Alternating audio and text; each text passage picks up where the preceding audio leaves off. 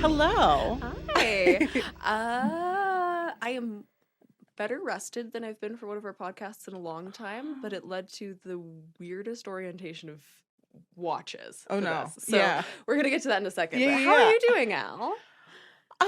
Yeah, actually good. I spent the whole Good? weekend reading. Oh, was this the book that you talked about last time, the Yes, Captain Hook one? Oh, no. Oh. I still have yet to finish that one. If I Saving it? if I like something too much, Yeah. I You've have gotta a really hard time. Drag it out. The finale Yeah. of Buffy took me like 2 Aw. months to watch. I mean, we're gay. Yeah. Like- I couldn't deal with Spike. Gay. Yeah. But yeah, good. I think we're You're both good? rested. I think we're both in much better moods than The we were dark on our cloud Valentine's and ghost children have episode. lifted. We're no longer possessed by Yeah. the ghost of Franco. Yeah. I don't know. Oh yeah, Are we? yeah. Francoism. Ugh. Yeah. Yeah, I hope You not. blocked it out already. Good. Love to see that. But yeah, everyone else, I guess, welcome back to our cloudless. Our Day? cloudless Splice and Splatter. Yeah. The podcast where classic horror. Meets modern gore. I always try to do something different, and sometimes I like- hate it. this I one was hated kind that. of operatic. I know. liked it. Modern gore. You know, this reminds me, I just want to pin at some point. I feel like I haven't Twins seen win. the original Phantom of the Opera, which I know Oh. is much more horror than like the I haven't musicals. I haven't seen. I'm not like. I love a masked man, but Shocking. I've not gone down that Al, route. a masked I man. know. Me? Who? What? Never. Love a masked man, but I A have not masked watched. man, a masked pumpkin Yeah. head. Mom, there's lines. Actually, the lines are pretty blurry. Never Well, mind. We have a lot of Sams in the office. Is the point I'm trying to make. Lots of toys, lots of Sams. Lots of Sams. But those are my little baby children. Well, But yeah, I feel like I let the demons win, and I Good. blurt out my line every time. perfect. That's For And the- today, the demons are singing opera. They're singing opera. I love it. Yeah, they're little musical demons today. You know, I feel like that kind of in a way feels. I was reading little George Romero tidbits beforehand, and apparently he was a big opera fan. So that actually, See, is I'm kind just of like- channeling. You're channeling George. Yeah. So it was entirely intentional. Yeah. Totally. There you go. We should introduce ourselves, I feel like, too. Yeah. Hi, I'm Al. I'm Siena. And what are we talking about today? We're talking about the Dead series. We're talking about the dead. Yeah, we're talking about the as dead. usual. We're mostly talking about Yeah. the dead. The Dead Yeah. Insides, the Dead, yeah. But yeah, George A. Romero, not to Do be you know what the A stands for? Al. As of today, George Al Al Romero. Romero. You're welcome. It has It's actually who I'm named after. He abbreviates from- that one letter. It's From just the a little too stories that long. we've heard about your mom, I wouldn't completely put it past Fair. Fair. Yeah, Dead series. I think this week too we're gonna go. We usually like switch who goes first, and I think Mhm. we decided that it makes so We- much sense for it to go in order. And can't- obviously, you're doing the older one. Well, yeah. The classic horror. The classic horror. I mean, like, it's black and white. I have to. Yeah. Like, Yeah. we know which of the two of us is going to pick a black and white film. Everyone can guess. Yeah, there's no surprises coming there. But Yeah. so I'm doing Night of the Living Dead. We're both going to tackle Dawn of the Dead, which is Yeah. going to be fascinating. We're gonna see how that goes. Yeah, we didn't discuss it a ton. We did a shared Google Doc, but Don't out didn't, us. didn't read a ton of each other's notes. Well, I'm 'cause 100% going to out us. I think our intent is we want to be surprised by the facts, and we Yeah. also realized by doing that each of us like to focus on a different thing, which I thought is things, interesting. Which was nicely complimentary because you always Yeah. have better cast facts and release facts than Yeah. I do. And I didn't realize I find that interesting, but yeah. clearly. Well, because my cast section is usually basically just the names. Yeah. Yeah. You, I say you don't even say nothing. what character names. You're No, just no, like, no. I just here's a read couple them. people who are in it. Ta-da.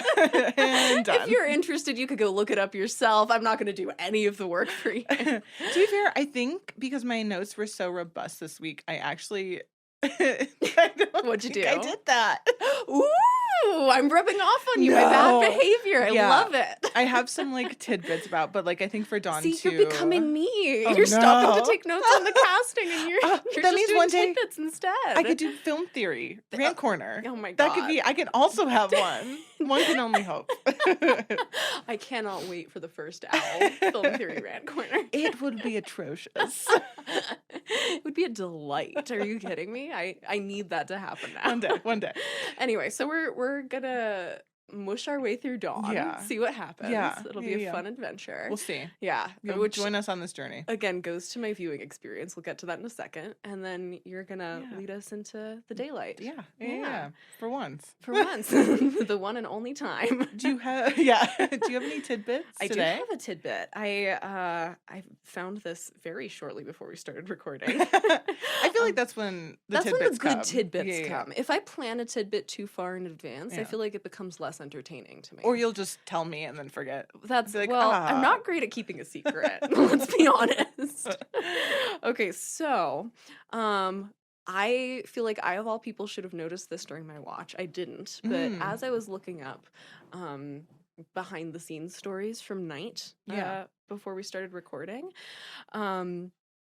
you know, as I was watching, one of the things I noted that I really liked was that the ghouls, we don't call them zombies, right? The ghouls, a lot of them come back in suits, which I'm assuming is because that's what they were buried in. Oh, yeah. But apparently, George Romero thought a lot about this and was like, you know, not all of them are going to be in their burial clothes yet. Some of them are going to be just coming off the morgue table and they're going to be naked. Oh, yeah. So, right?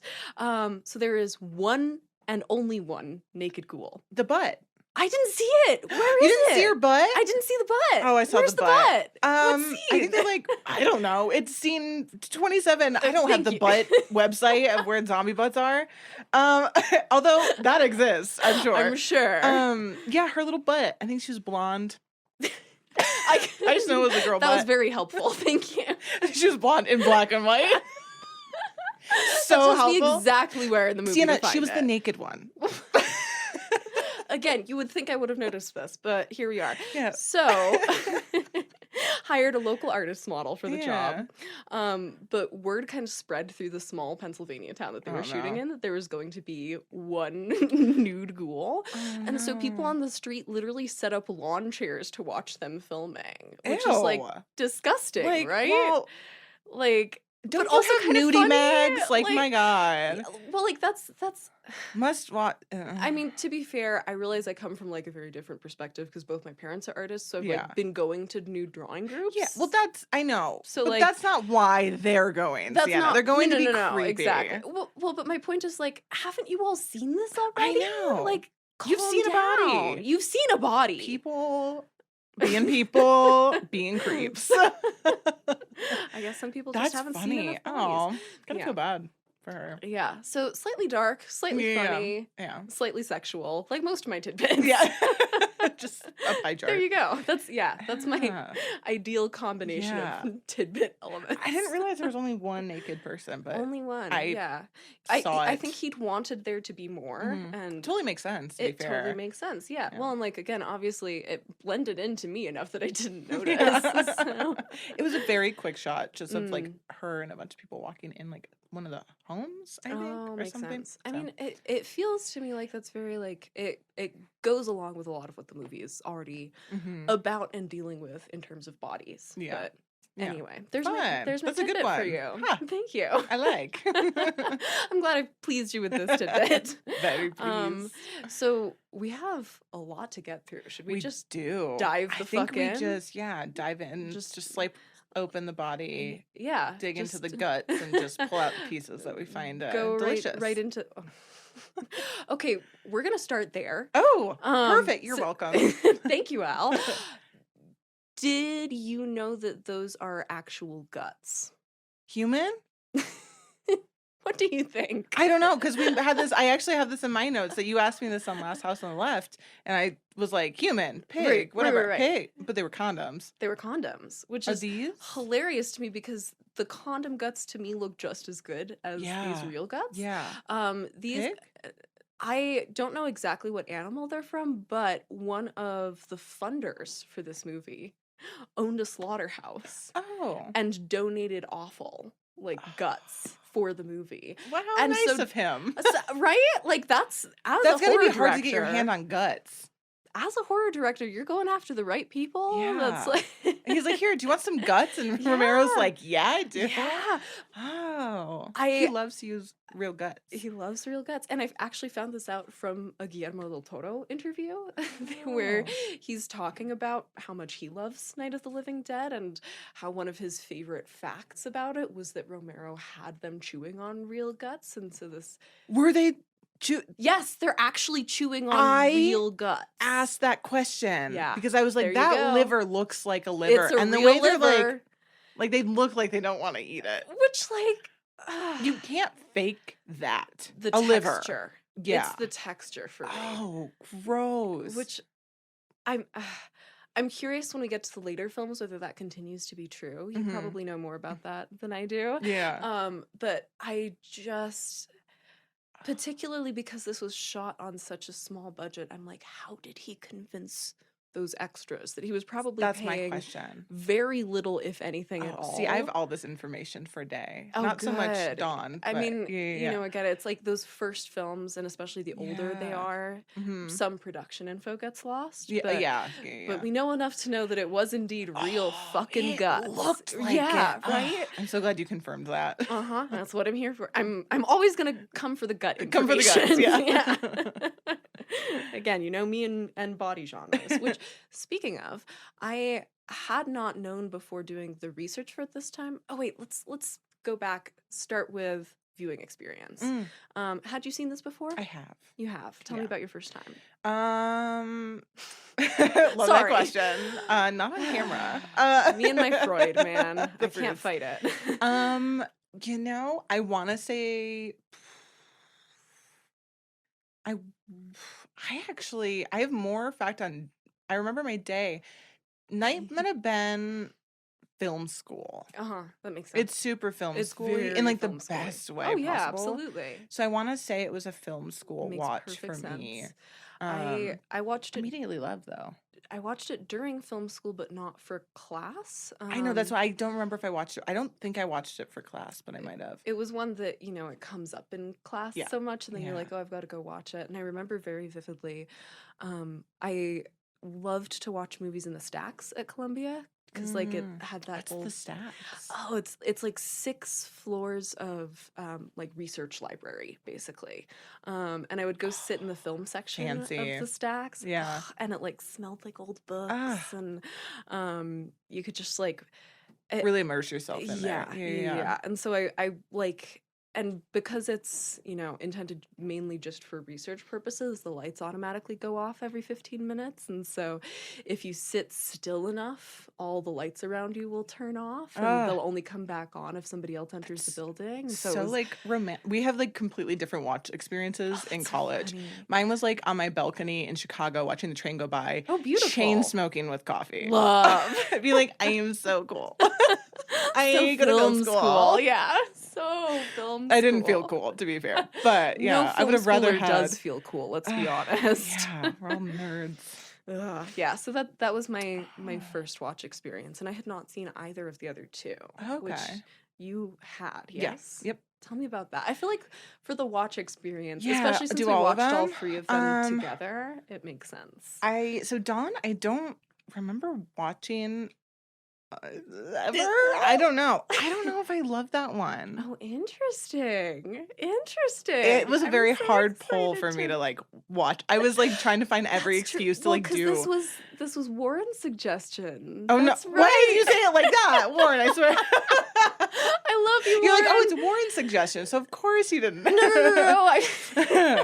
I mean, like, I was thinking back and I was like, I remember that you picked Day. I had assumed that you liked all 3 of them, but then I was like, oh yeah, no, Warren was the one who suggested we do all 3, which like It was. I needed liked to fill watching all them 3. in, obviously, because I hadn't seen Yeah. either of the other 2. Dawn. I don't know. Maybe it's Oh, just because I interesting. know that I like night and I Mhm. love day. Day Yeah. is the first one I've seen of any of them. Wow. My mom showed me in either I was trying to think like either junior high or high school. Mhm. Like it was just again like a Sunday. It was on TV. We watched it, and so I think I just love those 2 so much that it was really hard for me to like put That a makes third one in sense. there because I think I was also just dying to watch Day. But You wanted it to be the next film. Yeah. So what about you? Hadn't seen the other two. I'm so embarrassed to tell you how I watched these last night, Al. I watched Night first. Obviously, we both went sequentially. I watched halfway through Dawn, and then it was like about 6:30, and I got so sleepy. So I stopped Dawn, took like a 3-hour nap. I was gonna say you kind of went dead online for a second. Woke up, finished, like watched the exact halfway point of the trilogy. Oh, funny. Took a 3-hour nap. And then woke up and continued the rest of it into like the wee hours, which was like a really fun way to do it, actually. But like unintentionally kept like medieval peasant hours for this. So highly recommend. Yeah. But weird way to break up the viewing experience. Yeah. How about you? I just busted through all of them. I started in the morning and then I think I finished Day at like 7-ish. See, that I was really trying to get back to my book too. I was like, I got it. It's so hard for me to get through 3 movies. I'm very much a creature of habit. It was very difficult to do 3. I realized. Hard to do a marathon sometimes. Yeah, I realized I was thinking about that afterwards, and I was like, even as much as I loved all 3 of them, this is probably the only other time in my life that I'll watch 3 movies in a day is when I'm at a film festival. Yeah. And that's very It felt like very that. It felt very that. And it's also like at a film festival, you're usually like in a different place. You're like around a lot of other people. You're like getting up and walking in the middle of it. So I had to like get up and like take breaks and like take walks down to the river and stuff to break it up for myself. I was like, this is more arduous. Yeah. Than I expected. 3 zombie films. It's a lot. It's a lot. Give yourself some grace if you're doing the same thing. Yeah. Although I do feel like it's a good one to put the effort in to do all 3 of them. Yeah, I feel like I hit a little achievement unlock when I did that. I get my little check. A little gold star. Yeah. No, I had a similar. Well, I think it also like it. I think it made the viewing experience richer to watch all 3 together. Yeah, it was cool to see them back to back. For sure, so. Especially because they all are so different. They're incredibly different. So. Not only just different characters in all 3 of them and different, the leap from black and white to the intensity of the color is really, I've got a lot of thoughts on that. Yeah. But also just in terms of, it really feels like in each of the films he's interested in zombies as a symbol of a different thing. Yeah. Like it's not the same thing that's drawing him to them in each film. Yeah. I have it as like my last point. Maybe I'll just say it now before we kind of tee off into Night. But sorry, I've disorganized us already. No, you're good. Well, I think we're figuring out how 3 movies works for us. But one of the notes that I have of why I think zombie films have always worked so well and why you can be a writer director and do 3 is because zombie films, more than any other genre, I think in horror, speaks so perfectly to the times. I think every zombie film we get and I mean we see like the fast zombies, the slow zombies. I think even in Dawn they like ask or like they make a joke of like are they fast or whatever rules essentially, which Romero basically created. But so I think that's why they feel so different is because he was speaking that's why zombie films work and will continue to work is because there's always going to be this new fear, this new, I think even Trav had said too, like, if there's a Republican, like, president in office, like that. So, like, the zombies mean a different thing. Yeah. So I just think that's why it holds so well. Totally. Again, more than any other horror genre, I think zombie films really capture a time. Big time. Well, and it's like, let's dive back in. Let's go into the night, into the darkness. Into the darkness. So 1968, directed by George Romero. I pulled a GDT quote on this from the interview with him that I was watching, where he says, George went into the id of America, which is why we can still recognize things that are happening now. So exactly what... Id is... super ego. Don't tempt me. Yes. I knew once upon a time I was a creative director for our like schools magazine, and that was one of our themes one year. So I had to like dive into like what those all meant. But I always forget. The id is like the messy, boiling subconscious. Okay. goop. Yeah. It's the goop. It's the goop. Yeah. Perfect. It's Okay. the ghoulish goop. Yes. Also, this interview that I was watching, I think it's on the Criterion channel, also has Frank Darabont from The Walking Dead, executive producer of it, who said that what he loves about Romero is that he took the gothic elements and placed them next door, which is also similar to what you're saying. So you teed me off very nicely there.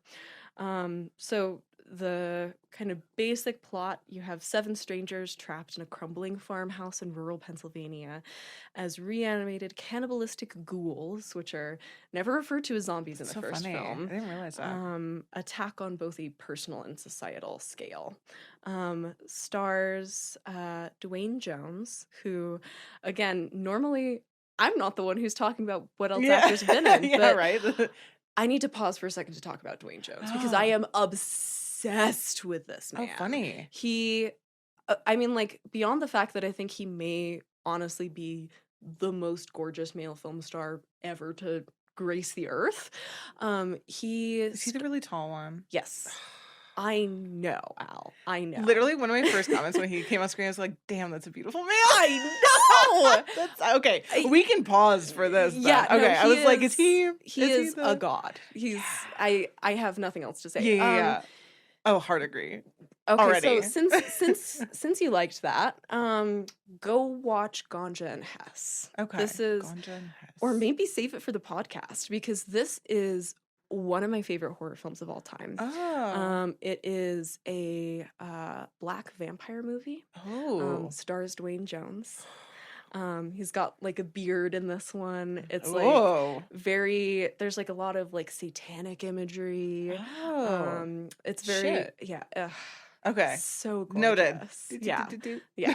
So just a little shout out to that. Great. And just so compelling in this too. And just an incredible actor. Yeah. So talented. I think a lot of the success of this movie is owed to Dwayne Jones, not just because of his acting talent, but because he actually did a lot to make the character of Ben who he is. Yeah. The character was originally written as something entirely different. Oh. So everybody like bow down at the altar of Dwayne Jones. Like there are so many people who talk about how amazing it is that Romero cast a black actor as the lead in 1968, and it is. But I also feel like sometimes unintentionally that can lead to us not talking about the amazingness of that black actor. Right. The focus is just on that. On Romero. And like, yes, it's amazing that Romero cast him, but let's talk about him. Yeah. Well, also I think his performance, I had to like ask myself when this was made because he feels so timeless and his style of acting, he doesn't feel like of 68. I'm gonna give you my hot take here. I think he is a better actor than Brando.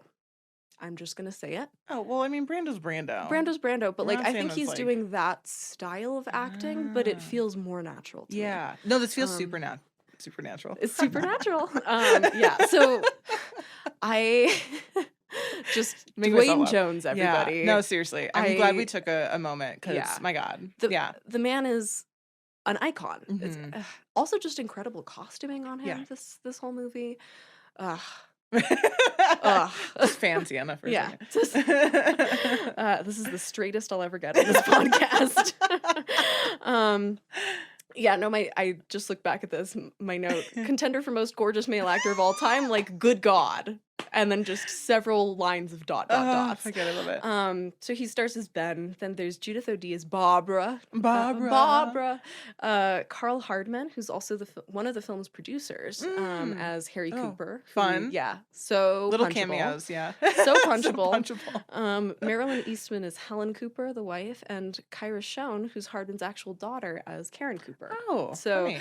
Which I think makes it, to me, one of the most horrifying images in the movie is the little girl sitting over her dad's body and eating him, and it makes it so much more horrifying to know that not only are those real guts, but it's her real dad. Gross. Also a child. Also a real 9-year-old. A real 9-year-old eating real guts horror. over her real dad. The guts and the real dad don't bother me. The child aspect, horrifying. again, the true horror is the children that we met along the way. Yeah. That's funny. Amazing. Let's see, any other actors? I think that's everybody. Yeah, so again, I took no notes on anybody Anything else. Anybody but Dwayne Jones. That's all that matters. The important here. pieces. This was, I think, pretty well known that this was partially based on Richard Matheson's 1954 novel, I Am Legend. Is it famously known? I didn't know that. There you go. Which is actually, way. so, which I feel like is the sort of thing, I bet there's a copy in Beastly. Yeah. We can check on that. But it's actually, the novel is about a vampire plague, not zombies. Right. But it's a similar structure, and Matheson himself was kind of one of the only people who was not a fan of the movie. Yeah, he had his own vision, so I get it. He had his own vision. He was pretty open about the fact that he had his own vision. He essentially accused Romero of plagiarism, was like, this isn't an homage, this is plagiarism, which, like, an entirely different kind of creature, first of all. Yeah. Like, I think that... Also, zombies have been a thing before you wrote I Am Legend. Yeah, I think... My dude. Well, and, like, just looking at I haven't read it, but just looking at the plot summary, it's very clear that Romero is doing his own thing. Yeah. There were similarities. He just wanted his too. He wanted his too. He's like, oh, people like this? Oh, that was mine. Yeah. And read my book. He goes on to call Night of the Living Dead, quote, kind of cornball, which, coming from the guy who wrote I Am Legend, like, look at yourself in the mirror, my dude. Like, it kind of is? Yes, and that's the point. That's, again, you're... Nail... Wait, what is it? What is it? Like a pot meat kettle. Pot meat kettle. I was like, nail meat hammer. For some reason, when you started saying that, I was about to say nail meat coffin. Oh, yeah. I like that. There we go. There's our little gothy version. Nail meat coffin. Nail meat coffin. Yeah. So Romero kind of responded to this, saying, they're quite different, and to him,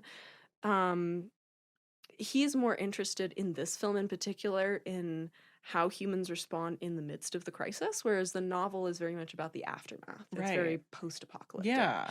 Which, like, maybe you could make the argument more for Day of the Dead to me then, because that's a post-apocalyptic world. Yeah. They've been living in it, so. They've been living in it, but Night of the Living Dead is the first night that this is happening, so. Yeah. I see you're very impressed by this take. Yeah, super impressed. So, yeah, much of the dialogue was actually improvised. There wasn't a whole lot of a shooting script, and this is particularly true of Dwayne Jones. That's why it feels so natural then. And the character of Ben was originally written as an uneducated white truck driver. And yeah, so completely, utterly different from who Ben is, who's this very, like, suave, poised, sophisticated. I trust him with my life. Oh yeah, he's the only person in this that I trust with my life. The only one who seems to know what he's doing at all. Yeah. Feels so bad for him having to drag along fucking Barbara. Like, just fucking touching doilies and shit the whole time. Okay. That's her, right? Touching doilies? Yes. Question for you. Do you think that Barbara is a zombie the whole time? I question that the entire movie. Same. I'm like, is she? I just, every time I feel like maybe I'll get like a different ending, and like she just turns in the middle of it. Yeah. I don't know, man. I'm like, is it just moving slow? Did she get like spittle in her eye and like it's idiot? Is she just lobotomized? Like, did my grandpa get to her? Touching. I'm like, I get disassociating, but my God, just chuck her out then. But like, chuck her out the door. At a certain point, doesn't your fight, flight, or freeze kick in? Like, she's not. Yeah, like, what is she? She's not really doing any of them. Yeah. She's like, look at this pretty doily. Oh, wow. There's zombies outside. Pretty doily for Barbara. My name's Barbara. Barbara. They're coming for me. They're coming for me, Barbara. Yeah, she pisses me off. I'm like, just turn. I have a note saying that she's one of the worst villains in horror movie history. We always find the, like, not villain. Yeah. And that is her. It's her. She's the injured child of this film. I'm like, I know the narrative maybe wants me to pity her.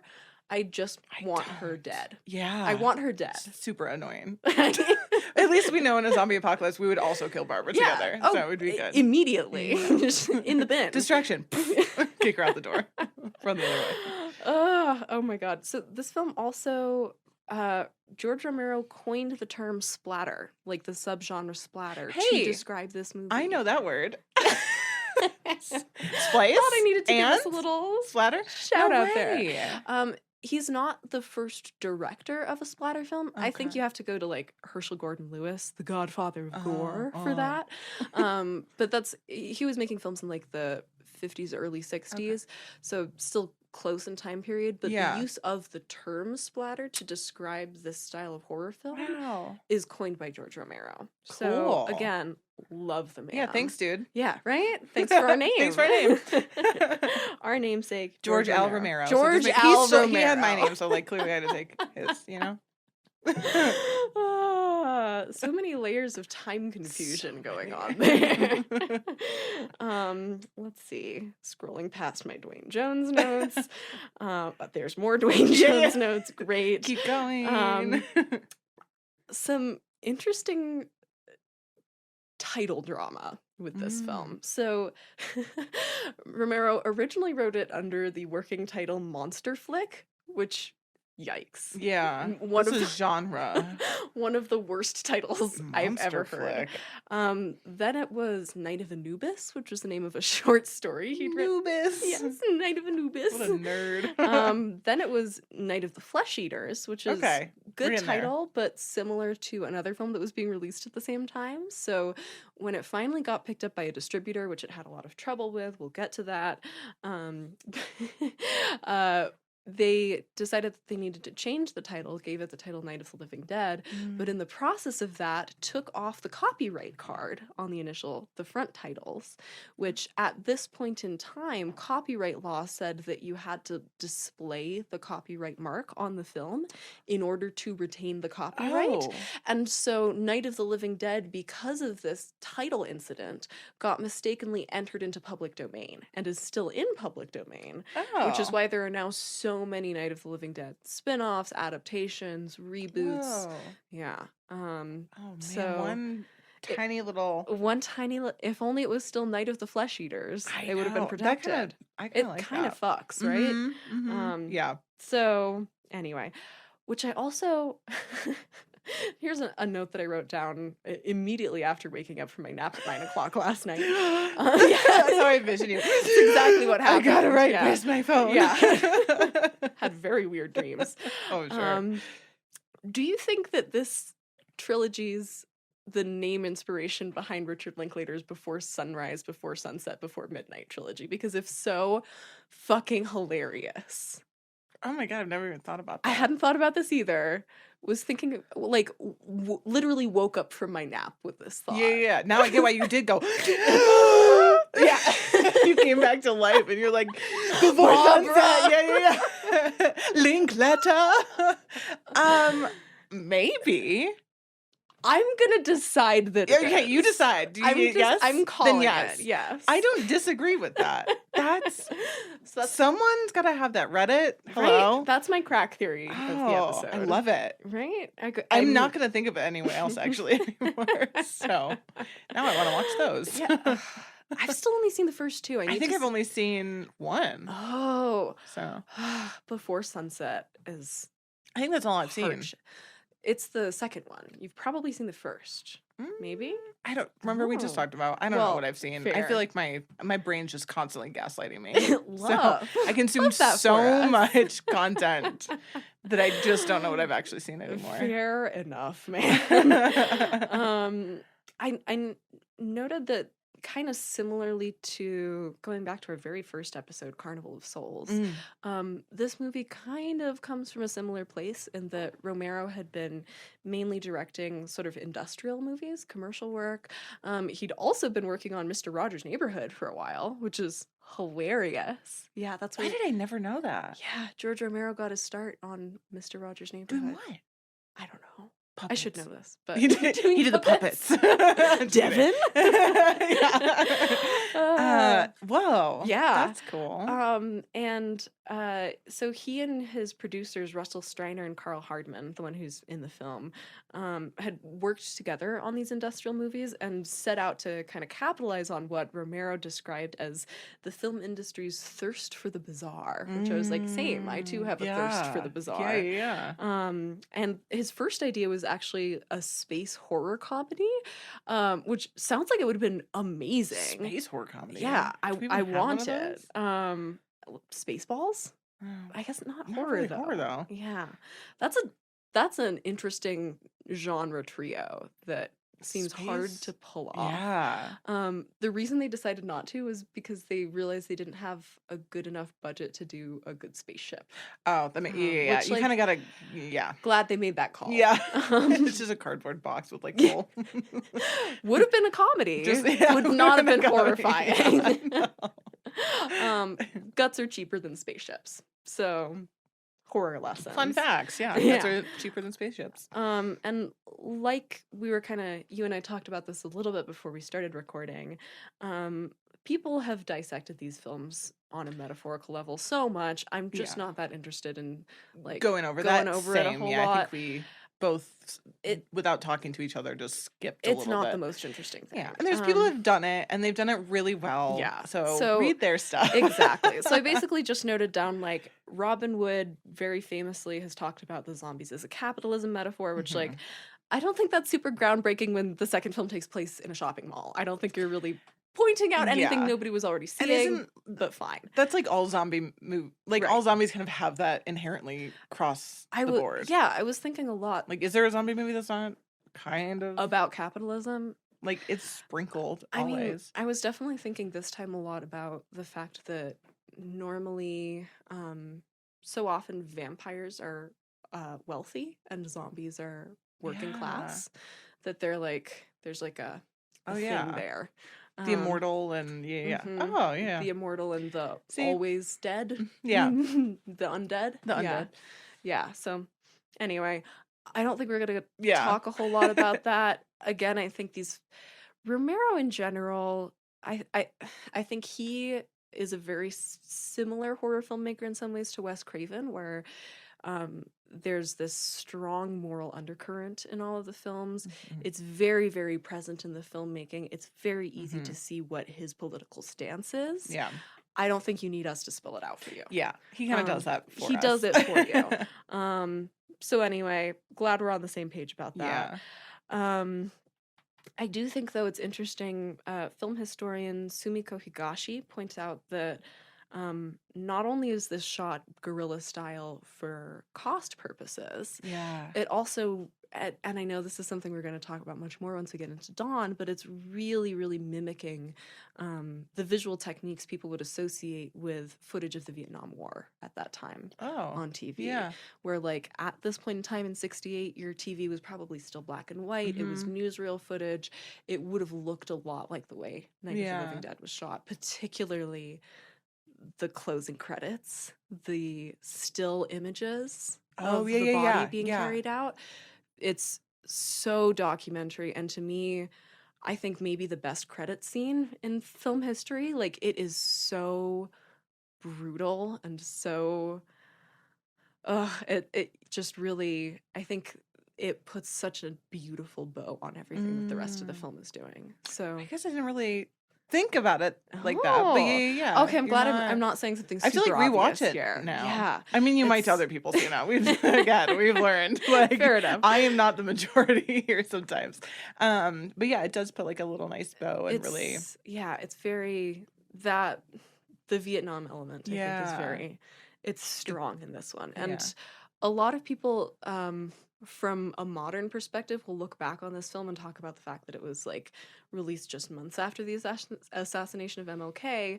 That had not happened at the time the film was made. Right. Which I think is important to remember. Romero actually said that he heard the news about the assassination while he was shopping the film for distribution. So, which is like, I can only imagine as a filmmaker Yeah, what like, that oh would be like no. with the ending that this film has, which is Yeah. apparently also an ending that Dwayne Jones, again, our favorite, Mm-hmm. advocated for. He was the one who was like, the Black community would rather see this ending, I think. I don't think Oh. that you should have me live at the end. And And so, then, which again, give credit to Dwayne Jones yeah. for that iconic ending. But like, Yeah. because of that, it's like, I can only imagine the Yeah, it's like horror of that moment of like, oh fuck, life imitates art, art imitates life. I didn't realize that Yeah. this thing I made was going to be so applicable to Mm-hmm. this horrible current event. Yeah. Um God. so yeah, Huh. some I didn't realize that. I guess, yeah, time. My brain didn't yeah, think about the timing. horrible synchronicity there. Shot from July 67 to January 68. But not in a Kubrick way of like, oh, I have so much time to shoot this film. This Mm. was very much a low budget. We shoot until we run out of money, then we take the footage that we've shot and we shop it around to investors to get more money to continue Okay. shooting Yeah. type of situation. What was the budget for this? This was between 100 and 125,000. Oh, wow.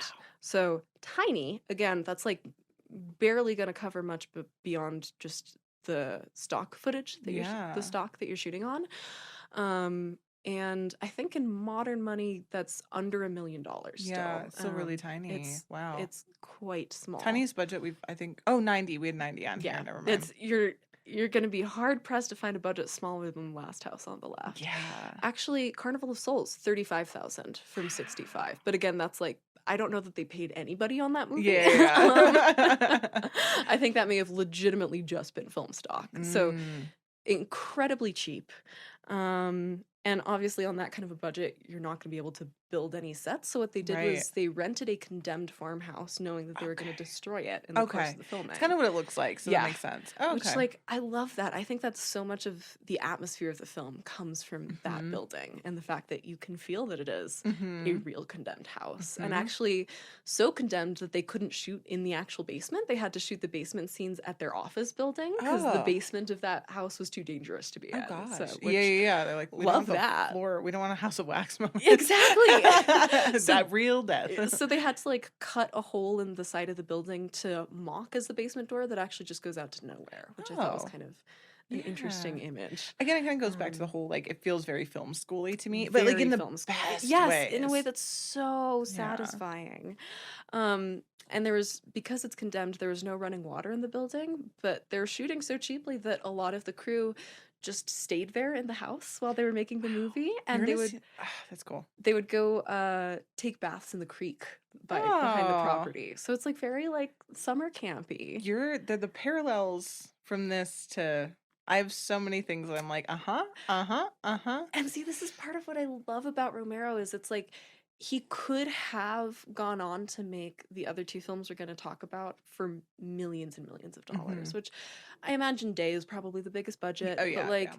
even still, like he could have asked for so much more. He Mhm. continued to shoot essentially as cheaply as he could. It kind of reminds me of why I love Rob Zombie as a Mhm. filmmaker so much, because you can tell he's just doing it for him because he loves it and he wants to 100%. do what he wants to do. And if that means a lower budget or whatever, he's like, that's fine. Yeah. Like, I want to make the movie I want to make, and this is Exactly. how I'm going to make I'm it. gonna do whatever I have to do to stay true to Yeah, my vision. yeah. Which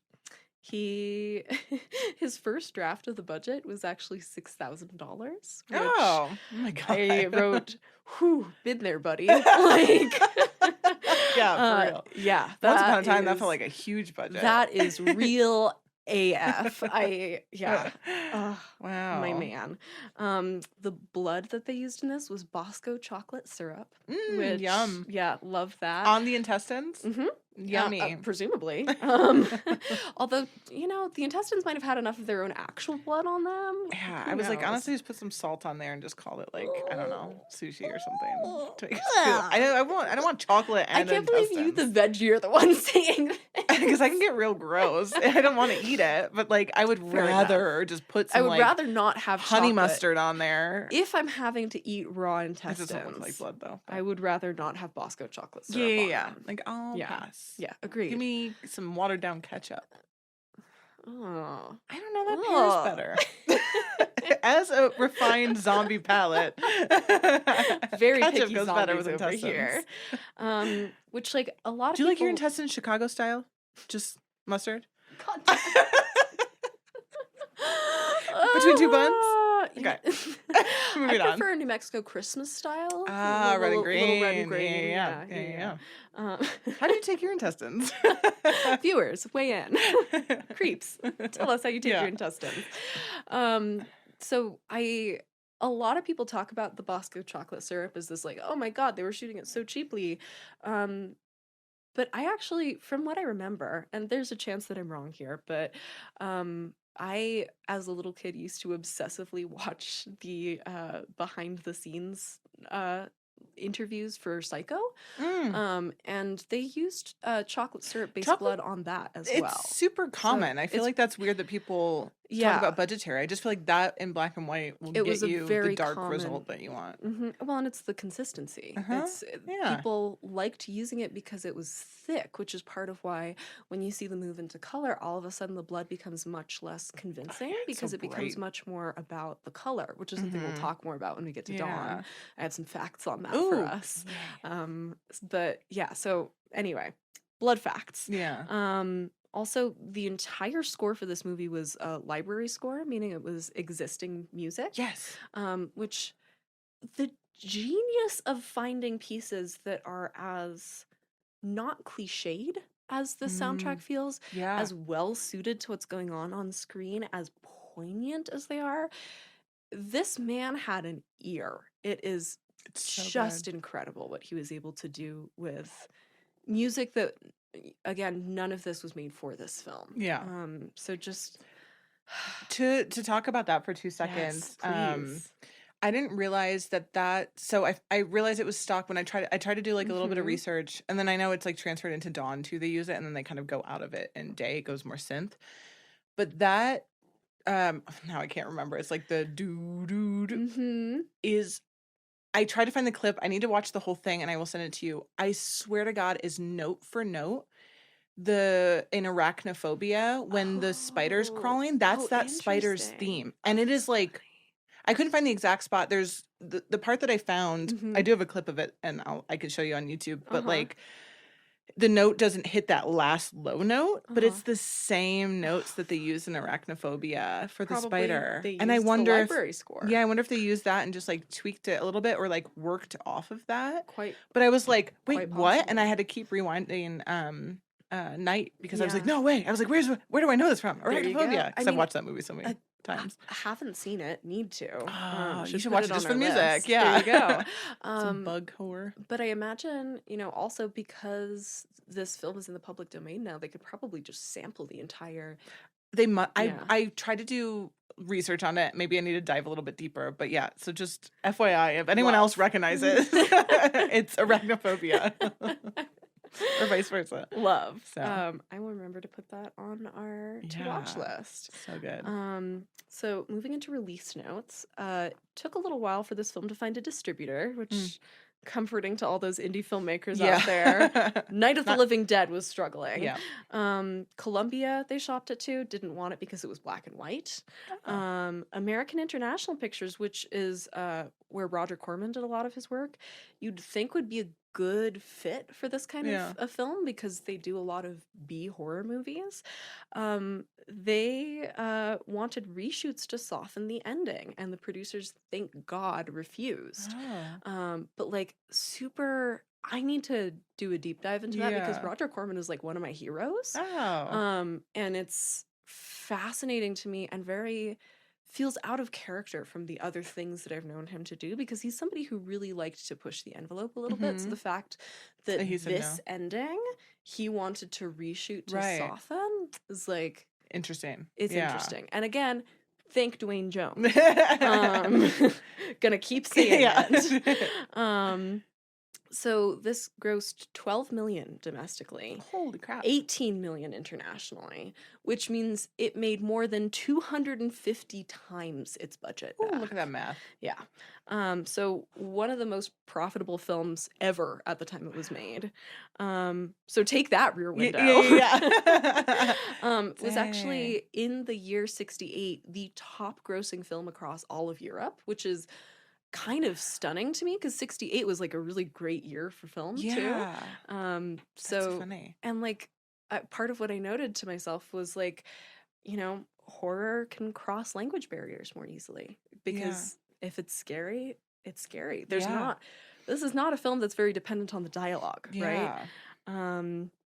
So yeah. That's so cool. It was also 68 and fell in this weird little window between the start of the modern ratings system and the end of the Hays production code. Yeah. So it was in this like weird tiny little zone where there was like a little bit more room for pushing the envelope, but still faced a ton of backlash at the time, partially I was gonna say. because it was released with a Saturday matinee, which was very common for horror films at the time. Oh, okay. Because they were trying to target children and teens. That was the main consumers of horror films. Yeah. Children and teens. Yeah. Oh, yeah. And so Roger Ebert, a young Roger. A young That's Roger. Raj. That's Raj. Raji. A young Roger Ebert saw some of the early reactions and actually got really angry at parents for letting kids see this movie. I mean, yeah, it's like wouldn't be my first choice. Not that I would be like I think kids can handle stuff like that, but I would have loved I just think for 68 to have that just seems wrong to me for some reason. Everyone was on drugs. Well, the parents, the children, the parents' children, the zombies, yeah. the one nude zombie. So Roger quote, he says, "The kids in the audience were stunned. There was almost complete silence. The movie had stopped being delightfully scary about halfway through and had become unexpectedly terrifying. There was a little girl across the aisle from me, maybe 9 years old, who was sitting very still in her seat and crying. It's hard to remember what sort of effect this movie might have had on you when you were 6 or 7, but try to remember. At that age, kids take the events on the screen seriously, and they identify fiercely with the hero. When the hero is killed, that's not an unhappy ending, but a tragic one. Nobody got out alive. It's just over. That's all." Also, just who are the parents that they're like their kids just like in the chair and they're like shh, I mean, they're past the popcorn. They're probably back home like they just drop the kids off. From the stories that my parents have told me of their 60s childhoods. Just got dropped off? Yeah. Oh my god. That's so funny. I love that he just made dropped sure off to be watched by a young Roger Ebert. Yeah. He's just in a room full of children. Like, where the fuck am I? Which I love that part of the image too, that it's like this sea of children and teens and then Roger just Ebert in sobbing, the back. and he's just like, oh my god. He's just taking notes on the child, not even on the film. He's like, so there's this 9-year-old girl over here who seems to be crying. Yeah, it has the effect on children the way one would say. It's a deep dive into the literally. That's so funny. What a great critic's quote. Yeah. So again, faced a lot of backlash at the time, pulled this great Variety review quote, which called it an unrelieved orgy of sadism, and said that it was said that it was so violent that it becomes porn, which again, all I can say is read Linda Williams, like the body genres that I brought up. It's Linda. Oh, Linda, love her so much. Titling issue told you about. This is actually now, because it's unintentionally entered the public domain, the third most downloaded movie of all time on the Internet Archive at the moment. Currently after a Charlie Chaplin film and a 30s sexploitation movie. Which is this me? Siena's the target audience here. Yes, big time. There were several colorized versions released where there were both gray-skinned and green-skinned versions of the zombies. Okay. Which they are in day. And super interesting. Really, really gray and green. And then weird because in Dawn they're blue. Yeah. So Zombie color debate, interesting stuff Yeah. going on in there. Of course, now it's like in the Library of Congress. Right. Chicago Film Critics Association named it the 5th scariest movie ever made. It I Oh. think was the first entirely live action 2D movie to be converted to 3D. There's a 3D Mm. version of it now. Um, Oh my God. yeah, which Where? sounds so overwhelming to me. Yeah. It's Um, just Barbara touching the doilies. The doilies 3D. That's the most terrifying the part. doily jumps out at you. The doily comes to get you, Barbara. Obviously, Romero himself remade this film in 1990. I haven't seen that version, but in that one, Barbara is a much more kind of prominent, capable character. He really, he learned his lesson. He stepped it up. I very He stepped much his pussy up. I very much, as I was watching the progression of the 3 films, was like, this feels like a male director who got some like angry second wave feminist reviews saying like, this dude doesn't know how to write women, and was like, let me show you me writing women. Yeah. Then. Which, like, I'm fine with it. It worked for me. He changed. You can change and grow. And even if you're George Al Romero. Obviously, this was preceded by stuff like I Walked with a Zombie, but the zombies in earlier zombie films were almost all in a voodoo context. So much more about spiritualism, much more about hypnotism, instead of hunger, which is the main. That's really the key element that Romero introduces, is the idea that the zombie is just this like engine of hunger. And to me, it kind of almost feels more similar to something like Invasion of the Body Snatchers, where part of the I was gonna bring that up. Yes. Funny. Oh, I Read love my mind. that. That does not surprise me. Because in this very like Freudian uncanny way, it's like this fear of the thing that looks familiar but is not. The family member that has your family's face but is not your family. And I found this interesting bit from a professor of religious studies named Kim Pathenroth, who talks about the idea that one of the main differences between Romero's ghouls and previous zombies is that because there's no evil practitioner animating them, there's no hope for a return to humanity, which I think then becomes much more complicated by the time we get to day. Yeah. But I wanted to tee that up for you for our discussion. Oh my God, that only just now gets me to my watch notes. I'm just gonna like scroll through this really quickly to see if there's anything. Too quick. Oh my God, okay. I feel like Dawn might be a little more brief on. Fair enough. I feel like I liked that one a lot more than you did. Which we've got a lot to talk about there. I had thought from my previous rewatch that the zombie at the beginning actually does get Barbara. I had completely forgotten that she is in the rest of the movie. She was so unmemorable to me from my first watch. You too? Same. I remembered that's they're why I was coming like, to was get it you, Barbara? Yeah. Which I forget, it was so quick in the film. It's so quick, yeah. But that's why I asked you earlier. I was like, that was Barbara, right? With the doilies? Because I always think that she gets just taken out. I thought that she's gone in the first scene. Yeah, well, she's gone other places. She's mentally gone. Yeah. Yeah. I hate her. She's kind of so much. Yeah. Yeah. I mean, what does she do? Piss us off? It also seems like her. You should have let that happen. When she's able to speak and when she's not feels very selective in a way that I'm so frustrated with as I'm watching the movie. Like, I feel like she's doing it just to annoy Ben, and it drives me up the wall. Maybe. Yeah, no, forgot she made it past the first scene. Let's see. Yeah, I said I'm so done with Barbara so early on. Just your notes are just that. Yeah. Barbara pissed me off at this point. Yeah, and then here we go again with Barbara. A lot of my notes are just alternating love for Dwayne and then for Barbara. Yeah. The idea, there's like a line in the film about an epidemic of mass murder, which I got really interested in because that kind of places the emphasis on the violence rather than the zombies themselves. The thing to be scared of is the murder, not the murderous creature. Was this the time too? When was like Satanic Panic and like when was 80s. Like the start of? So by the time 80s. We get to Day of the Dead, so that's coming in. I'm also just wondering, like, when were like serial killers talked about? Was it like right? Are we on the cusp? The term was coined probably around the time that Dawn was released. So yeah, 70s is what I was thinking. Yeah, I was trying to make a connection there, but Nope. But anyway, I was interested in that because to me that really drives the war metaphor home, where it's not really about the enemy, it's about the violence, Oh, which that makes more sense.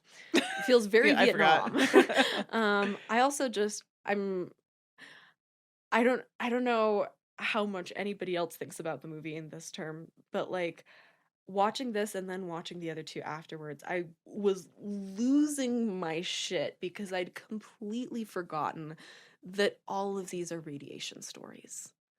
All of these are radiation Oh. stories. All of them, the zombies come from radiation. And Romero weaves these references to it throughout the movies, where in Dawn, they're talking about the fact that there's still power because it's nuclear power. They're in Day Oh. talking about how they're going to drop a nuclear bomb on the cities. Like, there are all of these little pieces of nuclear horror Kind of scattered sprinkled throughout these in. films. So there's my hot take Yeah, of the yeah, episode. yeah. Go back and watch the series as nuclear horror because Oh. we talk about Godzilla as that. Yeah, I yeah, think this yeah. is doing the same thing in an Yeah. American Oh, it context. totally makes sense at that time too. So I feel like that's probably. Oh, I have one more note that I think tees us up well for the discussion of Dawn. Um, I also noted coming into that discussion the idea of the fear that the government isn't telling you everything, that the experts, particularly experts talking about radiation on screen, are perhaps not to be trusted. Yeah. This is something we also see in Romero's The Crazies, which he makes in Yeah. between this and Dawn. Oh shit, Mhm. yeah. It's I think 73, so Yep. right in the middle. But that again to me very very connected to the radiation horror, Oh. and a very key part of what he's playing with is this sense of the government's not to be I trusted, mean, and that's a big part of the perspective on the world that I think he's presenting in these oh, I movies. love that. Oh So yeah, I have to rewatch now. there Again, you once again. go. Damn it, Sienna. That's what I'm here for. We know how much you love stories of horror and gore. Meet our sponsor, Beasley Books, the independent bookstore owned by author George R. Martin in Santa Fe, New Mexico. Beasley specializes in autographed titles, rare editions, and speculative fiction, which includes sci-fi, fantasy, and of course, horror. You can find many authors whose adaptations we've covered at Beasley, including Stephen King, Clive Barker, and more, alongside the likes of Nick Cutter, Shirley Jackson, and Anne Rice. Visit the Santa Fe storefront Wednesday through Sunday at 418 Montezuma, or shop online anytime. I don't know why I'm Irish now, but you can find them at BeasleyBooks.com or on Instagram at BeasleyBooks418. And make sure you use code SPLICE10 to save 10% when you shop online. SPLICE10 to save 10% when you shop online. Bye. So we're jumping in. We're jumping into Dawn. I'm kind of teeing this off, I guess, for us. Yeah, I think. Oh 'Cause boy, it feels a- weird to tee off like a half mine, half not. Yeah, I have no idea how we're gonna do this. gonna I guess we're gonna go see. section by section because Yeah. you've written down which ones are Al sections. I did. I like wrote my name as if you would forget that I wrote these things. I did not write my name on any It of was them. more for me to know that those are the things. It's really embarrassing that you admitted that. Well, I love it because as you look through, you can tell which ones are your sections because they're like highlighted. There's like bolded sections, there's, and like, then mine is breaks. just like a solid block of text. Yeah, we organize things so differently. I didn't need to write my name. Oh my god, this is completely unrelated. I'm just gonna throw out like an embarrassing personal story. Oh, perfect. I got like a Facebook memory today, from my college days. Oh. Of when I was taking a class in the religion studies section on the history of Tantra, and I had been love taking this. notes in class, and at some point during the lecture, I was very sleep deprived as I am all the time, and I fell asleep during the lecture, but kept taking notes. zombie style. Oh my And God. so you can see where it changes from like words about like, and then the person meditating, and then it turns into gibberish, but the gibberish still has a sentence structure. There's Funny. there's like spaces and commas and periods. It's just none of them are words. Ew. So It's the tall, slender man in the corner of your room writing for you. He came out. yeah. So point being, that's kind of still what my notes look like. Oh my Is God. just kind That, of actually, that checks. yeah, That solid checks out. solid block of gibberish. Mine's neurotic. Great, but much more organized. Thank you. I try. I am a Virgo. All right, lead us in. I love that this was a part that you put in. I just put at the top. It's the 1978, not the 2004. That was a Siena ad. It was. So it is, 1978, Dawn of the Dead. Mm-hmm. We're going with our boy George Al. George Al And Romero. description: during an escalating zombie epidemic, 2 Philadelphia SWAT team members, a traffic reporter, and his TV executive girlfriend seek refuge in a secluded shopping mall. I wrote down some of the taglines for this too that I thought were Love a fun. good tagline. Which one of them is the quote that we hear, which like I feel like everyone, it's the coming to get you, Barbara, of this film. Yes, yeah. Which is, when there's no more room in hell, the dead will walk this earth. Well, and like never having seen this before, I didn't know that was what this was from. So when I saw that, I was like, oh, it all makes Yeah. sense now. Is this Yeah. your? Was this your? This was my first for ever? this and Day of the Dead. I hadn't watched either of them. Oh my yeah, goodness. yeah. So thank you. Yeah. First of all, I love that. I clearly loved this a lot more than you did because I really liked this I one. don't know why. I don't. Where? Okay, so since I'm doing our letterbox rating later, where would you put it on like a 1 to 5? Yeah. Does the silence tell you? I wouldn't be so brutal because this is like everyone's favorite. I think arguably too is this one. I think it gets going the by highest ratings. Off of Rotten Tomatoes, the first is the highest, and then the second is a close second. Okay. And then the third is I still can high, remember. but not as high. Yeah, it's not like low. It's like Yeah. an 87. Yeah, But I would give it like 2.5. I don't know why. You know what it is? I really just genuinely think I love the first, and I love the one that I first saw. That this one I was like, meh. Yeah. And I also, we talked about this too. Love every aspect of the 70s. Love the music, the style, like the vibes. I don't know if I have hit that I love the film of the 70s that much. Like obviously there's like Texas Interesting. Chainsaw. There's like film that I Yeah. do like within it. I think specific kind of horror I like from the 70s. I don't know if I'm a 70s film girl. And this is a very 70s movie because it's set in the mall. Yeah, It's- and also just like from the opening of this movie. It I looks just- very of its time. Yes. Yeah. thick red carpet or whatever on the walls I or whatever it was. love I mean, they're it. recording. Like, I get it. But And see, I think that's part of why I loved it so much is like this is one of my favorite periods of film. Obviously, like so much of what I Oh. pick is 72 to 74. This is like such a But, like, time I've- capsule. I've liked the It's- ones that you've. I just this not This this isn't. one. It's not for you. Not for me. Not for you. So I don't like it as much as the first, but I was expecting to not be that into it, especially it's the longest of the three. Yeah. It's 2 hours, Yeah. 16 minutes. yeah, And felt you it. do feel it. You do feel it. But it really worked for me. I'm probably I mean, my- and so many others. I think I'm in the minority here. This is my least favorite of the three. it didn't scare me. Yeah, I think maybe that's what it is too. I didn't like.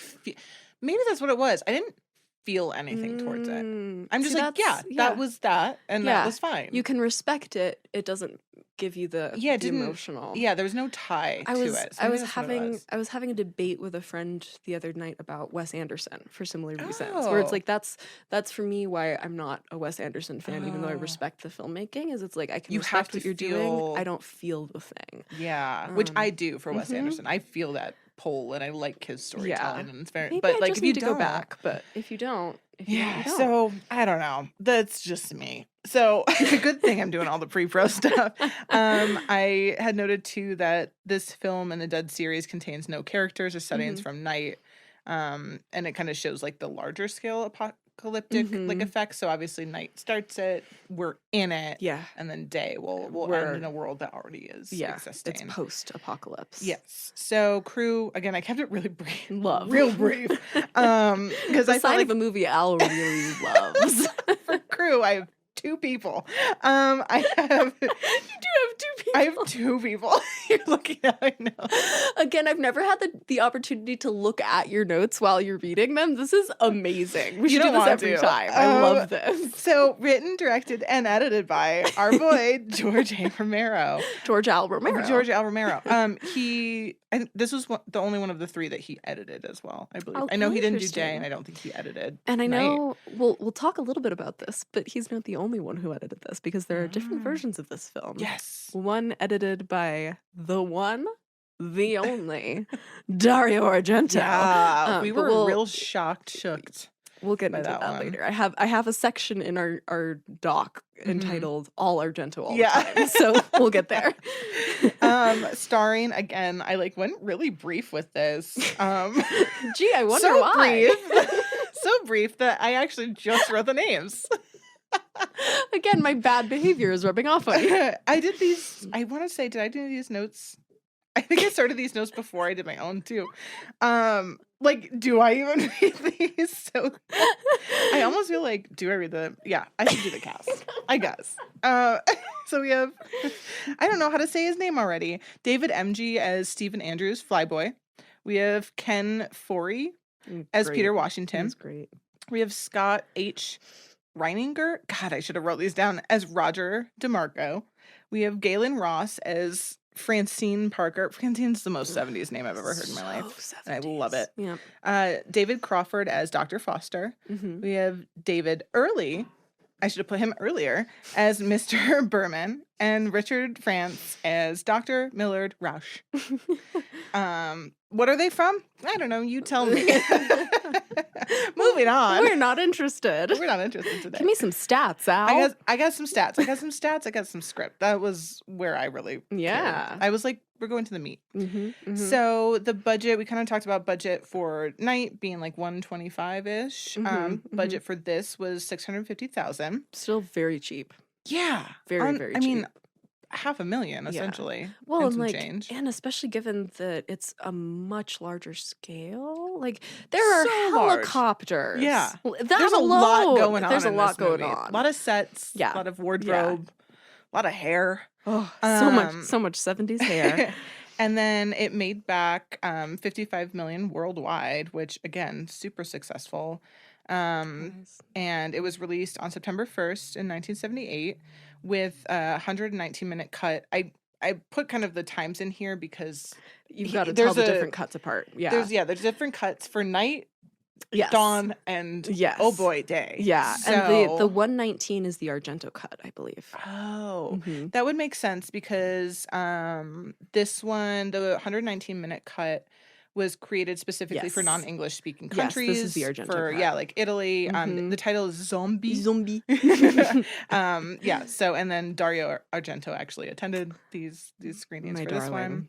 one. The same cut would actually open in Japan on the weekend of March 27th, 1979, Mhm. and then immediately, I thought it was interesting that Night did really well overseas because it seems like all of these films in the Dead series seem to do Yeah. really well overseas. So this one in Japan did really well. Interesting. And there was also a 126-minute cut, and that was the English language Mhm. one. So it premiered April 7th in 1979 at the USA Film Festival in Dallas, Texas, and it was selected for the event by Roger Ebert. So fan of Aw. crying children, Yeah. and he was like, "Let me he bring saw this." the first one make the kids cry, and he was like, "Now This is great. that Yeah, now is up my adults alley." cry? Yeah, that is very Um, Roger Ebert, honestly. Yeah. So the following weekend, the United Film Distribution opened the same cut, like in Pittsburgh cinemas, and then like rolled out. So there was a lot of different rollouts for this Interesting. film, as well as we'll get into Day as well. Mhm. I just like kept writing all the different places. I found it Love. really fascinating that it opened. It was like every month it like opened A new somewhere place? else, Oh, which I found really interesting. interesting. I don't know if that was the way they like had a deal with That's someone super that did that, but I was like, that interesting, seems a little clunky. It's I imagine it could actually do really well for a film like this, though, so it has the chance to spread word of mouth. Word of mouth. Yeah. Yeah. Mm. That would make sense. That's the way films are almost never distributed anymore. But back in the day, it used to Yeah. be sometimes a really profitable strategy. Yeah. So actually, I have notes on this. So word of mouth, yes. So that would make sense then why Right. they would maybe pause it out. And then also they had their marketing campaign for this film, and the posters that you would see everywhere was the most intensely shocking motion picture experience of all times. Not time, of all time, of all times. Which is like such a little kid way to say that. Of all times. Of all times, So guys! they were really hoping that was just George. Come on, guys. Guys! It was actually Roger Ebert. Guys, it's the most He was exciting reaching of out all to the times. children. Yeah. They were like, children was their main audience. It's like, children, it's gonna make you cry. It's gonna make you cry. It's gonna make you cry for all Should have times. been like, want to make your children cry? Come to this movie. And we would have both Shit signed kid. up. Yeah. So it made back its budget between the word of mouth between these campaigns with $900K in its opening weekend. So blew past it with like $300K. And then in 4 weeks, it had grossed $5.1 million in the United States and Canada. And then obviously, like 5 months later, it grossed $24 million, and then went on to ultimately, I think 55 million. I've realized it's hard to find honest stats. Yeah, it's well, especially because it It made millions, guys. made millions. Period. So rich. Very profitable. Yeah. That's bottom line. So it did its job. You gotta Yeah. think it's coming like 10 years later. Yeah, I think exactly 10. So Yeah, for at least the overseas premiere. yeah. So yeah, 10 years later, did a good Good job. job. Good job, guys. So moving on to kind of the script. Yeah. So the idea of the film came when Romero was invited by his friend Mark Manson to a backstage tour that recently completed like the Monroeville Mall. And so his friend kind of mentioned to Romero that it would be the perfect place to like hole up during an emergency. And so it kind of like planted that seed for him. Yes. Yeah. Oh, so good. Yeah. Well, and it's like, so much of it takes place in the behind the scenes parts of the mall that you don't normally see. Yeah, the back rooms. Yes. Which are the spookier That's the spooky places. stuff. Yeah, absolutely. It's like going in when you were younger, going into like your high school, like after hours. Totally, And like all the totally. lights would be off. I did drama. Oh yeah, drama club, so, absolutely. Yeah. Well, yeah. and especially like high school theaters with the lights off. Yeah. So spooky. Everything just feels, without the people in it, it feels dead. Yeah. Yeah. Like us. Yes. Inside. Always. Good. Tear. So how does it differ from Night and just kind of in general? Romero said the feeling when creating Dawn of the Dead was unrestricted. And he said, quote, "You're not trying to top yourself in the last film in that sense. You're trying to go over the top. You're trying to do what you can do to really make it gas," which I loved as a quote. Really want to make it gas, man. 70s. God. Hit the gas, hit the grass, Get her done. Get her done. And then I thought an interesting thing, again, like Tom Savini kind of agreed that they don't want to like top themselves, which I think is a really smart way to make your next film in a series. Yeah. I don't know if he had all three of these in mind or he kind of kept going until he was like, I'm done. But well, I mean, I know he died still writing other of the Dead installments. So there's one called Twilight of the Dead that he was working on when he died. So it goes on. He and just on. wanted to keep the dead living. But so I like that idea that they didn't want to top that. They were like, let's just go into this making our own thing. Yeah.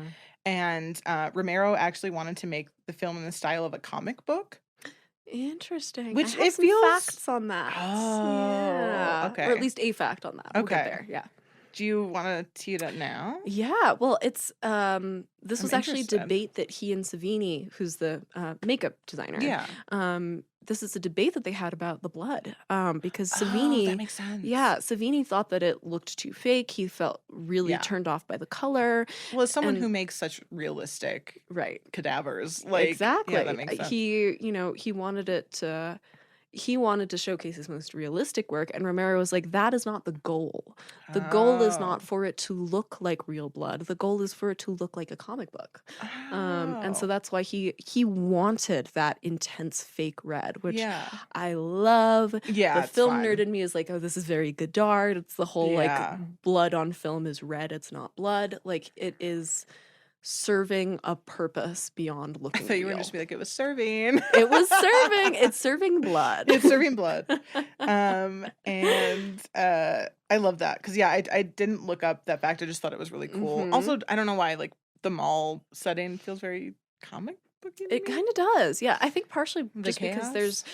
there's that kind of giant center with the balcony all around, which almost has the feeling of like a Roman Colosseum or something with people fighting and zombies fighting in the middle to the death, you know? Totally.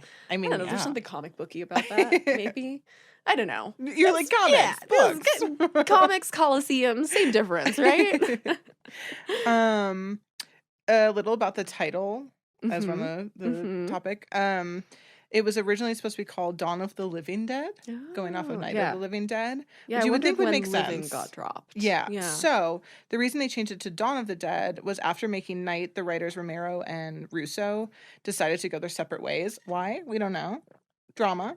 And make their own sequels to it. So while Romero directed Dawn of the Dead, Russo made a movie called Return of the Living Dead in 1985, which was obviously loosely based on the sequel book by the same name. But that is why we go from Night of the Living to Makes sense. Dawn. Got it. So, which of course, by the time you then get to Day of the Dead is nice because it's the same as Dia de los Muertos. It's like the holiday. Which you gotta be careful doing your research because every time I did it, I was like, that's not what I'm looking for. Wrong Day of the Dead. Yeah. Love Dia de los Muertos, but not what I'm looking for in this case. Which I feel like was very intentional for him as the person that Romero is. So, yeah. A little fun fact is while writing the script for Night of the Living Dead, so I'm popping into yours, Romero and Russo contemplated how they should have the zombies destroyed. And a co-star actually, who was the makeup artist, Marilyn Eastman, joked that they should just throw pies into their faces, which is speculated why that is in there. This, yeah. so. It's so, I mean, it's so classic, like, again with horror, just doing the comedy shit. Yeah. And just like inside jokes. They're like, oh no, we're gonna put that in the film. Totally. For us. Yeah. Well, and it's also very like it's such a like vaudeville slapsticky moment that it feels very like these are people who grew up like watching the Marx Brothers, watching like that kind of comedy. Yeah. Too. Very screwbally. Very like. screwbally. That's what I feel like 70s comedy. I don't know if I get it. Al's not here for the screwball. That's okay. I love a screwball, just not that screwball. Just not that screwball. 50s screwball? Yeah. Interesting. It's on to you now. Is it on to me it's now? on to you.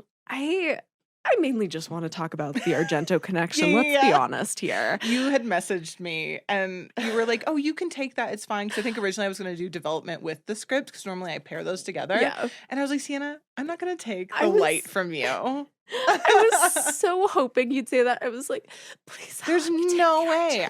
I think I wrote like, quote, like you would be way more passionate about this than I could ever be. True. So this is true. This is all you. There's one thing I have for Dario Argento. It's passion. Yeah. So interesting wrinkles come into distribution, as I touched on, because Dario and George each have their own cuts of the film. Right. This is because, so Dario and his brother Claudio, who's the one who's credited as the producer on here, came on board in the script writing phase, actually. So early on to consult on the writing and to raise funds, which is why it's an American-Italian co-production, in exchange for the international distribution rights. So Romero retains the American distribution rights and the American cut. Dario takes the international distribution rights and international cut.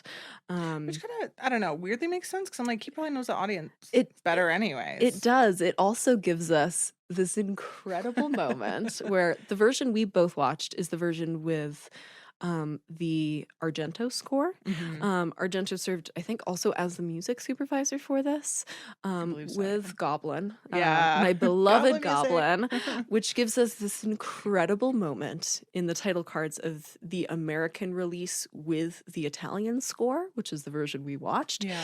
where they are credited as Dario Argento and the Goblins. Yeah. It's so good. It was so hard to find like a version of this to watch too. It was very difficult to find. Hunt. Yeah, and it was not great quality, which It was not great. could potentially add to maybe some of your hesitations Maybe. about the but film. loved that title. I did see the title card and I was very happy. I was like, ah! Dario Argento and the Goblin. Yeah, and the Goblin. It sounds like a Supreme style doo-wop group. I was gonna say, is that your Like, cover band? Yes. I'm Dario and all of the goblins. And the Argentos. Featuring Goblin. That is so something I would fucking Dario do and the too. Argentos? Oh my god. You mentioned it's filmed at the mall. Yep. About 3 months into filming, which went from November 77 to February 78. Think about what falls in the middle of that. From what to where? Who to what? From November to February. You've got Christmas right in the middle. Yeah. Oh, Which I know this fact. Yes. Yeah. Oh, so man. obviously gonna make it a little bit difficult to shoot there. Working mall. Keep in mind, this was like a Functional mall. new mall. That's where they got like the inspiration from. So And so not only could they decided not to take out the like Christmas decorations, which you can see up in the shots. At a certain point they were like, we're just not gonna fight it. Which I Yeah. love because you can see Christmas decorations in some shots and then after Christmas sales in others. because they had to like haul things up and down Yeah. and out and in, and they were like, ah. Yeah. Well, and they at a certain point they had to take 3 weeks off in the middle of shooting for Christmas, and they just kind of gave up on continuity. Love it. Honestly, which like same. But also because this was such an important time for shopping malls, the crew could only shoot from 11 p.m. to 7 a.m. every day, which is when the mall's canned music would come on automatically. Which love that detail. Oh no. So yeah, they took this little bit of a holiday break and then came back. During shooting for this film, Romero was especially big on coverage, so he shot most scenes from a lot more God. angles than would be typical, which, given how low the budget is, makes me think he probably only was able to shoot 1 to 2 takes in each angle, because he didn't have the stock to shoot that much. So that gives him a lot of freedom in the editing room, but also contributes to the fact that, much like Last House on the Left, much like the other films in this trilogy, you get so many different versions, which also feature a wide variety of different shots and differently shot takes. So it's not just differences in like this explicit scene was taken out. Yeah. It's like a choose your own Romero. choose your own Romero adventure. Yeah.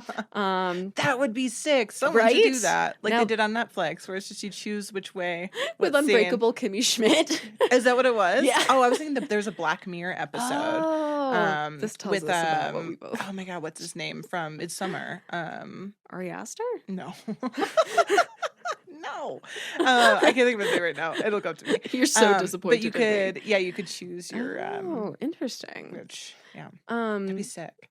So this film was originally this I think maybe goes to part of why I loved this film so much, and maybe you didn't. Oh gosh. This originally supposed to end with both Peter and Francine committing suicide. Which is kind of, you can feel that that's what the narrative is building towards. Yeah. Didn't end up filming this, but they got the special effects ready for it. Which Francine, so Peter was supposed to shoot himself.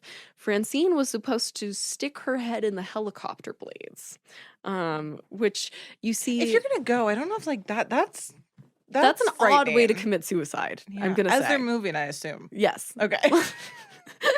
Are Just helicopter wings sharp? stationary. I don't know. She's like, come on. Why won't it?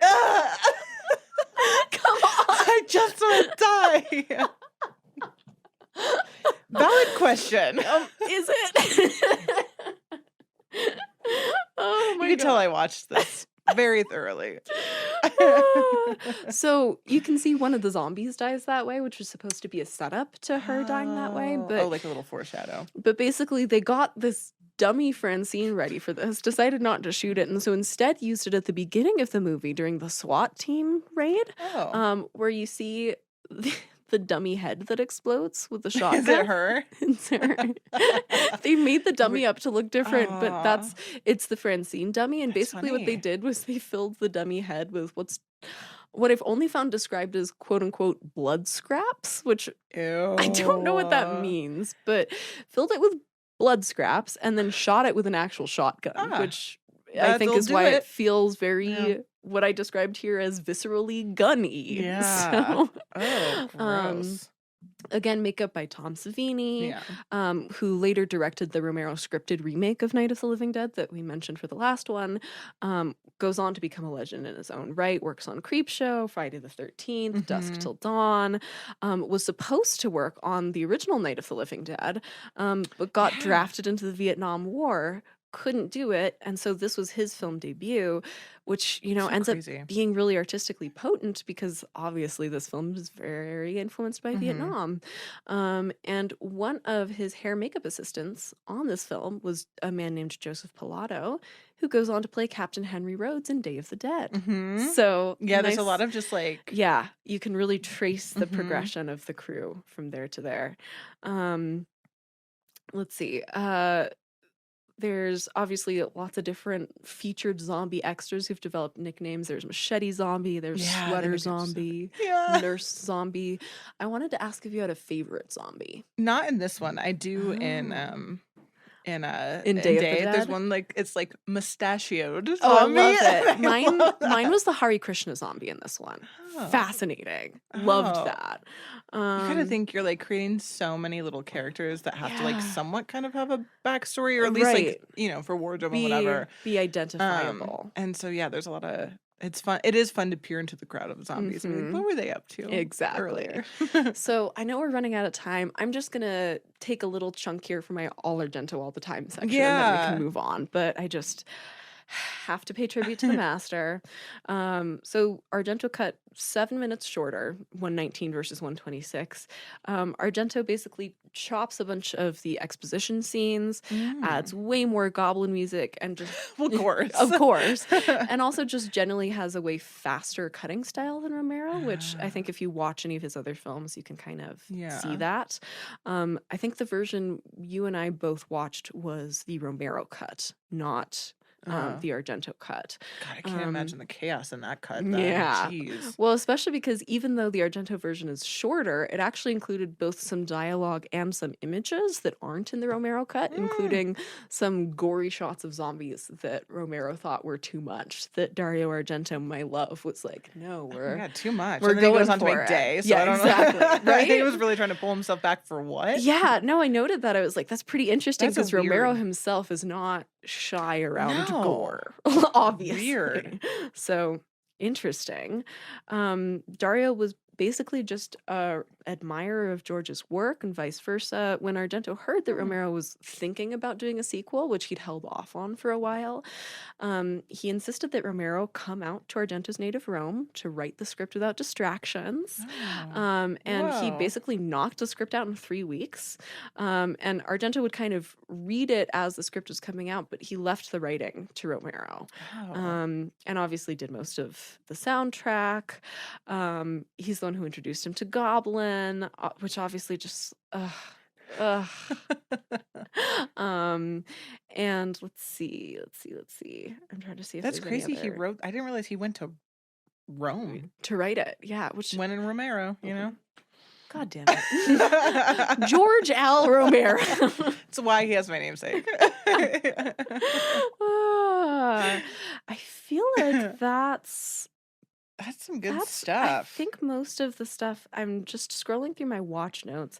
I did feel like this felt much more connected to the Crazies than to the previous film in the series. Like this felt more like the Crazies Yeah, than it yeah. does Well, like Night of the same Living Dead. Same time period. so Same it kinda time makes period. sense. The color difference Mhm. changes the tone so much. Yeah. But it also just, I think to me, part of why I loved this so much, A, again, so about nuclear horror. The stuff about like we're gonna just drop a nuke on all the big cities because that's how we'll get them. That's how we'll I kill the mean, zombies.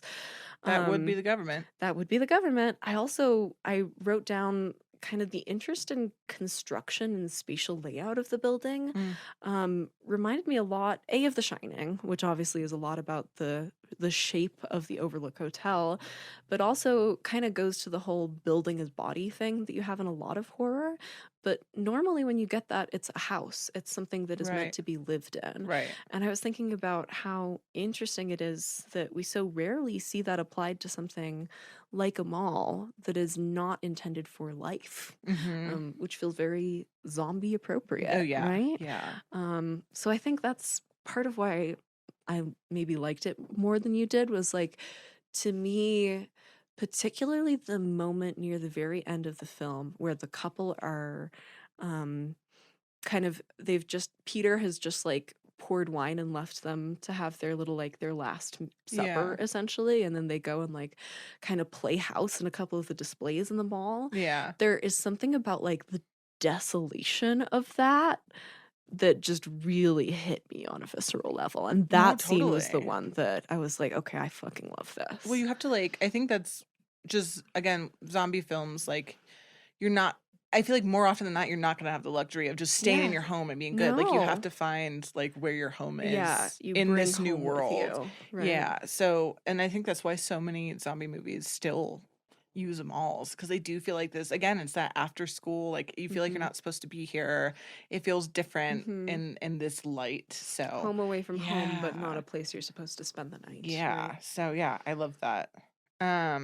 The last part I just have, again, I know I wasn't a huge fan of this. Roger Ebert loved it. 4 out of 4 Me and Roger. stars. You and Roger. He called it one of the best horror films ever made. Wow. It's gruesome, sickening, disgusting, violent, brutal, and appalling. And said all the things Roger Ebert loves. Yeah. That's And said nobody ever said art had to be in good taste. fucking So I love, snaps, man. I love that. I'll leave it at that because I think that's a really good Yep. quote. That And I really appreciate, the more like I read, I feel like we pull, kind of him out. I feel like he's like the critic we well, look because at. he had more of an appreciation for horror than a lot of the Yeah. other critics who were I guess I didn't realize around that. at his time. Yeah, it seems so. Mhm. Especially with that Yeah, quote. that's- Like, again, gruesome, sickening, disgusting, violent, brutal, appalling. Loved it. Yeah, same. So No, yeah. he always out of Ebert and oh my god, what's his face? Who he worked with? Siskel. Yeah. Ebert always liked the stuff that was grosser and weirder and more sexual and more Yeah. violent and Yeah. disturbing and dirty. And I am learning this about him. So we love. yeah, we love. We love. we stand on Roger. I guess that teases up to, leave the mall and go into the daylight. Yeah, So. lead us into the day. Into the light. This is probably the smallest amount of watch notes I've had for. Ah. Oh no! It stretched and I hit that my was bow. so sad. Oh, ow. I don't want to do it anymore. Done. Podcast's Yeah. over. We had a nice run, guys. Yeah, it was good. What were you Good while it gonna say? lasted. This is the least notes I've had for an Al film of any of the films we've done. So Oh, yeah, which isn't to say I don't have that. a lot to say about it. I just, I think honestly, the first note I wrote down was when Dr. Frankenstein comes on screen, and it was just like, I know I've made jokes about like, oh, that's my grandpa before. That's that my the grandpa. kooky scientist. Yeah, not the way he looks, just Yeah. who he is as a Oh. character and what he does, Oh his my God, I office love decor this. style. Yeah, yeah, yeah. He walked on and I was like, Zadie? Yeah. And I think it was all just downhill And then your from there. music box went off again. Literally. So that was like That's so the note funny. that colored my whole watch Oh, experience. It's so funny. And you said first time watching. First this time one. watching. Liked? Liked. Didn't like it as much as Dawn. But again, Funny. I don't know if that's because I watched it third out of the three. And you were like, I'm tired. Well, I'd I was doing my medieval peasant sleeping Yeah, thing yeah. unintentionally. It was like 3 a.m. by this point.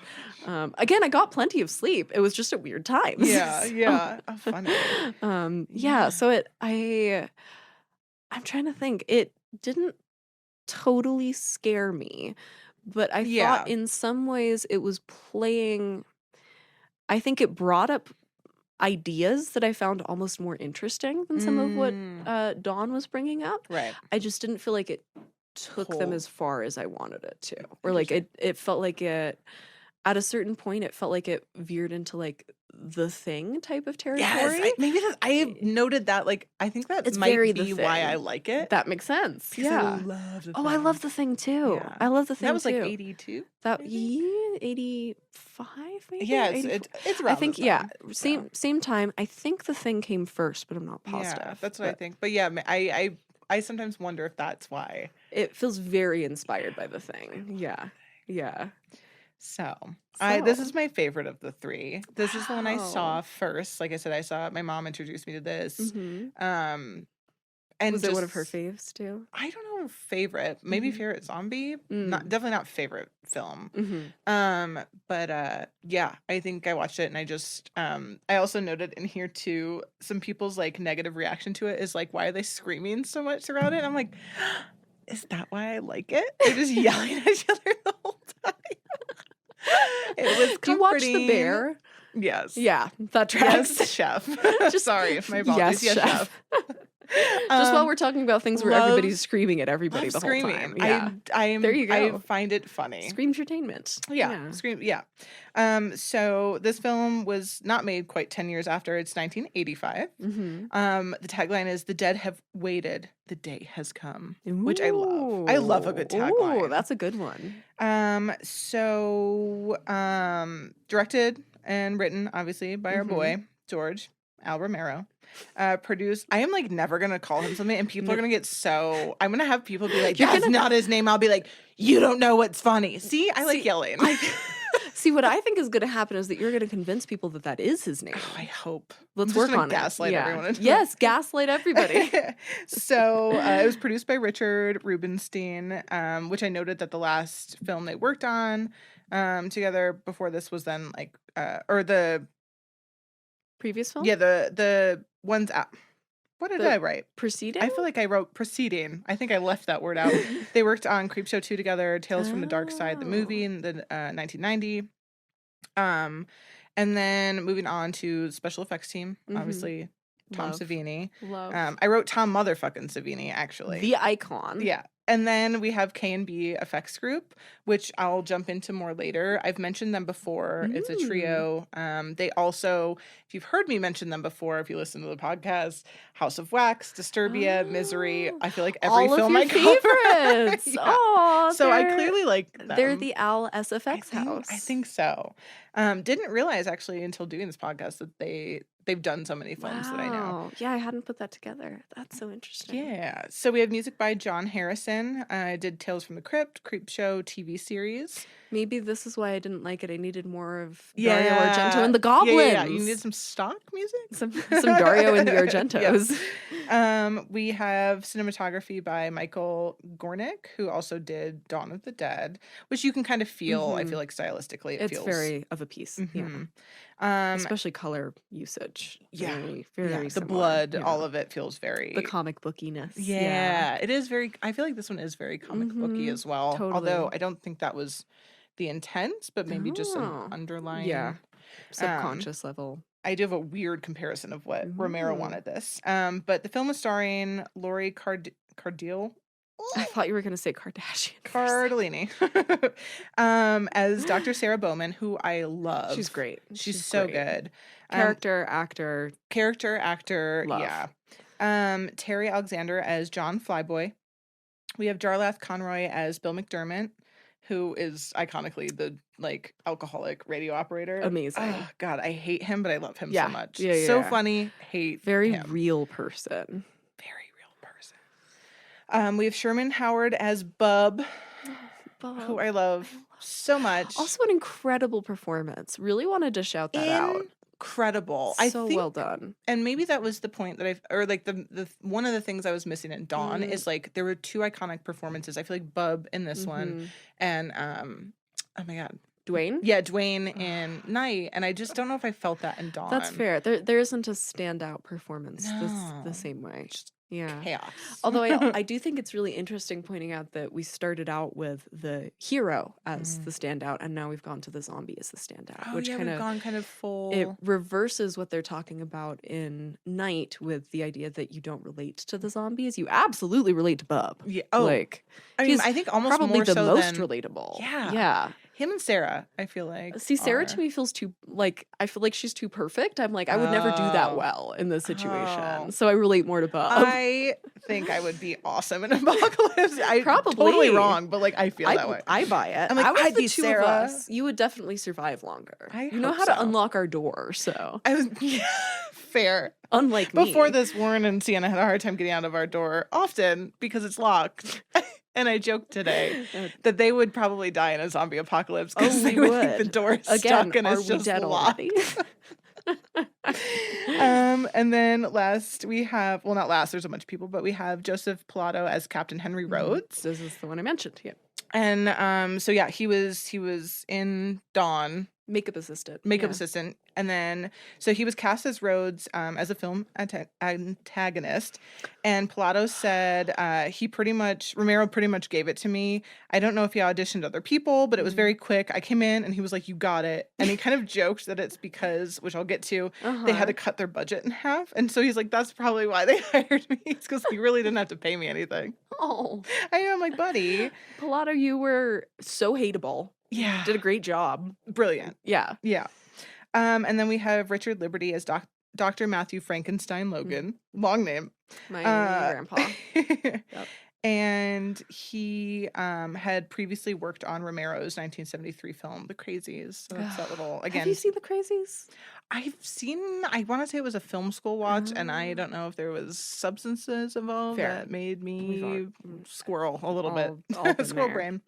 A little too much wine, probably. It's really, really good. Highly recommend. Especially, I watched that in like the midst of the pandemic, and it's a great pandemic watch. I feel like a lot of people did that in the midst of the pandemic. I think it went on Criterion Channel. I'm pretty sure they did like a Contagion horror. I think that's thing. what it was. Yeah. Oh that was boy, part I of might that have watched. There's a remake of that one, I right? think so. Yeah. I think I've seen. I think Probably I know. from 2007. It's probably right on the money. Some special cameos we have are Greg Nicotero, who is Private Johnson. That is one of the special effects people from K&B. We have Howard Berger, also from K&B. Oh. He's the spin around cave zombie. Oh, We have George Romero as zombie with scarf. And then we have so fashionable. we have Joe Savini, which is Tom Savini's younger brother, as Oh. gaunt, mustachioed, white striped sweatered zombie. That's my favorite Very one, specific. which I love. We talked about extras in Night and like whether they got paid or not. So all of the extras in Dawn were first priority for Day. So Romero made sure Oh, like I love call them that. first, call like anyone from Pittsburgh, even though this was not shot in Pittsburgh, but they called all those people and were like, if you want in, you got Yeah. it. But if you want to know how the extras got paid, do you know how they got paid? No. So they got paid. Did they get paid in organs? I wish that would have been great. A little jar. Yeah. Would take. A little jar of organs to stop it. We will Sienna, accept your film. organ-based sponsorships. Yeah, absolutely. Human teeth. So they received a hat that said, "I played a zombie in Day of the Dead." A copy of the newspaper from the beginning of the film, which had different titles on it. Some said "The Dead Walk," "Vice President Declares State of Emergency," "Man Bites Man." Different film. Very, very Florida Man headline there. Yeah. Which, And- like, also maybe the most Florida Man Man horror Bites film Man. of all time. I think that's a newspaper title that we've seen recently. Oh, I'm sure.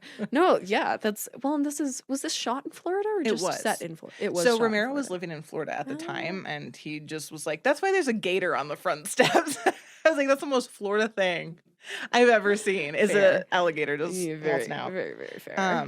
He also paid everybody $1, so he paid him technically. A lot of people came back though. So I he love was, that. You know, he had some Pittsburgh love pride that. and was happy to bring everyone back. I would do it for Aw. all of those Oh things no, too. absolutely. So I feel like description. Do we need to do that? It's it's fine. Move we it got to some. We got what's some exciting to you. scientists. A Yeah. small team. Yeah. They're down in underground. There's some zombies. There's some zombies. Zombies moving want the on. team. Yeah, We're good. This is There's a Bub. Frankenstein. It's fine. So some stats and release history. Again, layered release kind of in a Mhm. way. It had its world premiere June 30th, 1985. Day after my birthday.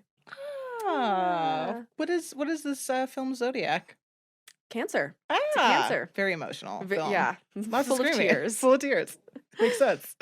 It was given a limited release on July 3rd, and then it was widespread on July 19th. I literally wrote what this means. I don't know. It was released a lot. So the film grossed. I'm gonna get into what it cost Mhm. afterwards. So the Cool. film grossed 5.8 million domestically. Okay. And then did actually much better internationally, Look grossing at that. 28.2. Again, all these films Uh-huh. did really well overseas, which I think is so. Interesting. I feel like we need to dive into overseas horror a little bit more for this reason. Yes. It grossed a total of 34 million, which made it the lowest grossing film in the Dead trilogy. Interesting. Bummer. But obviously has since gained a following Yeah. with people like myself. And Romero actually said this is his favorite film out of the Dead trilogy. Wow. So me and him, That's me and you're in good my company. fellow Al. Yeah. Your namesake. the joke. Who is sick of this joke? Not me. Terrifying. So this film was given a limited release, but then peaked number 23 on the Billboard top charts of VHS sales in 1986. So a year Oh. after, it's still not so well in theaters for Yeah. whatever reason, and then Interesting. afterwards, That's Not atypical did for horror okay. movies. Yeah, There gotta get a tends- cult yeah. following, and I feel like those ones then get so. I mean, even Trick or Treat like Mhm. bashed, and then look at Yeah. it now. Well, and I think it's oftentimes, it can be more fun to watch a horror movie alone or in Yeah, sometimes I don't want to watch with a bunch of people Yeah. horror movies. It Yeah. depends. If I know it's gonna be jump scary, yeah, because I like to laugh at other people screaming. right. But certain ones, So Al. yeah, certain ones I want to sink into. So it has a 7.1 out of 10 on Rotten Tomatoes. Mhm. It does have an 86% approval, so it didn't do horrible. Right. People still like it. It just Yeah. was the least favorite of the three. Which I mean, again, everyone's wrong. with the other two films, it's stiff competition. Those are Yeah. both considered like among the best horror films of all time. Yeah. So Yeah. yeah. But they're wrong, so it's fine. So Warren is agreeing with you from the corner. oh yeah, Roger Ebert gave it 1.5 stars. I feel like he would have loved Bub. Yeah, that's kind of surprising, honestly. I One could and see a this being- half. I after put giving so many exclamation points after that. giving the second one a 4 out of 4. And too. calling it like perfect. Yeah. This has so much gore, It's- and I think heart.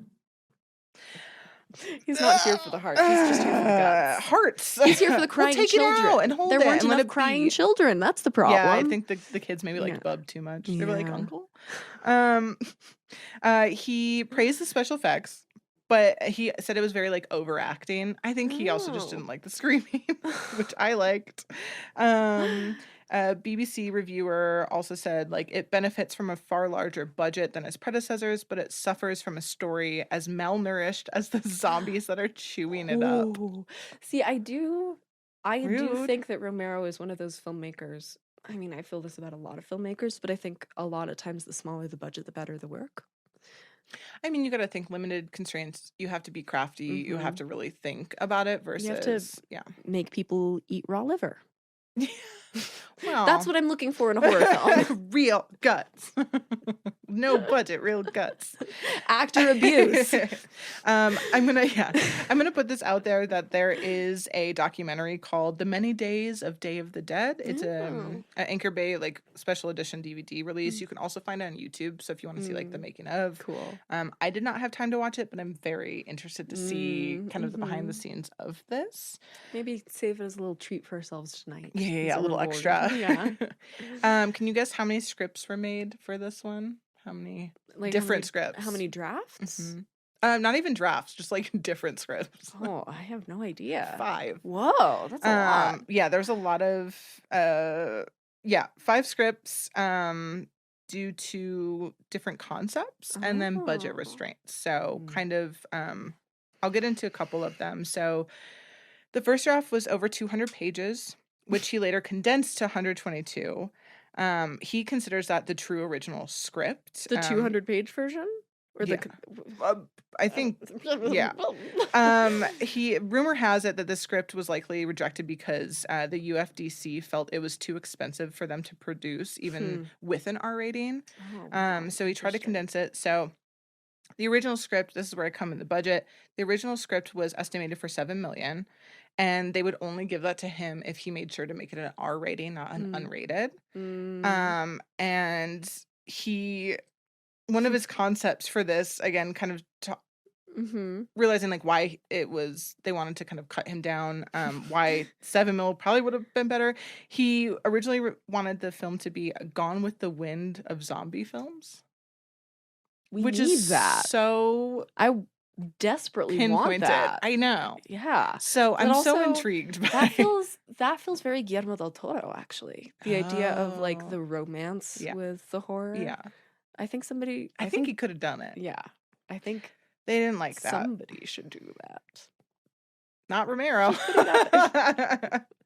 Ghost. Okay, so we need to get a Ouija board in here. We Yeah. have you contact write the the spirit script. of It'll George take a Al long- Romero. yeah.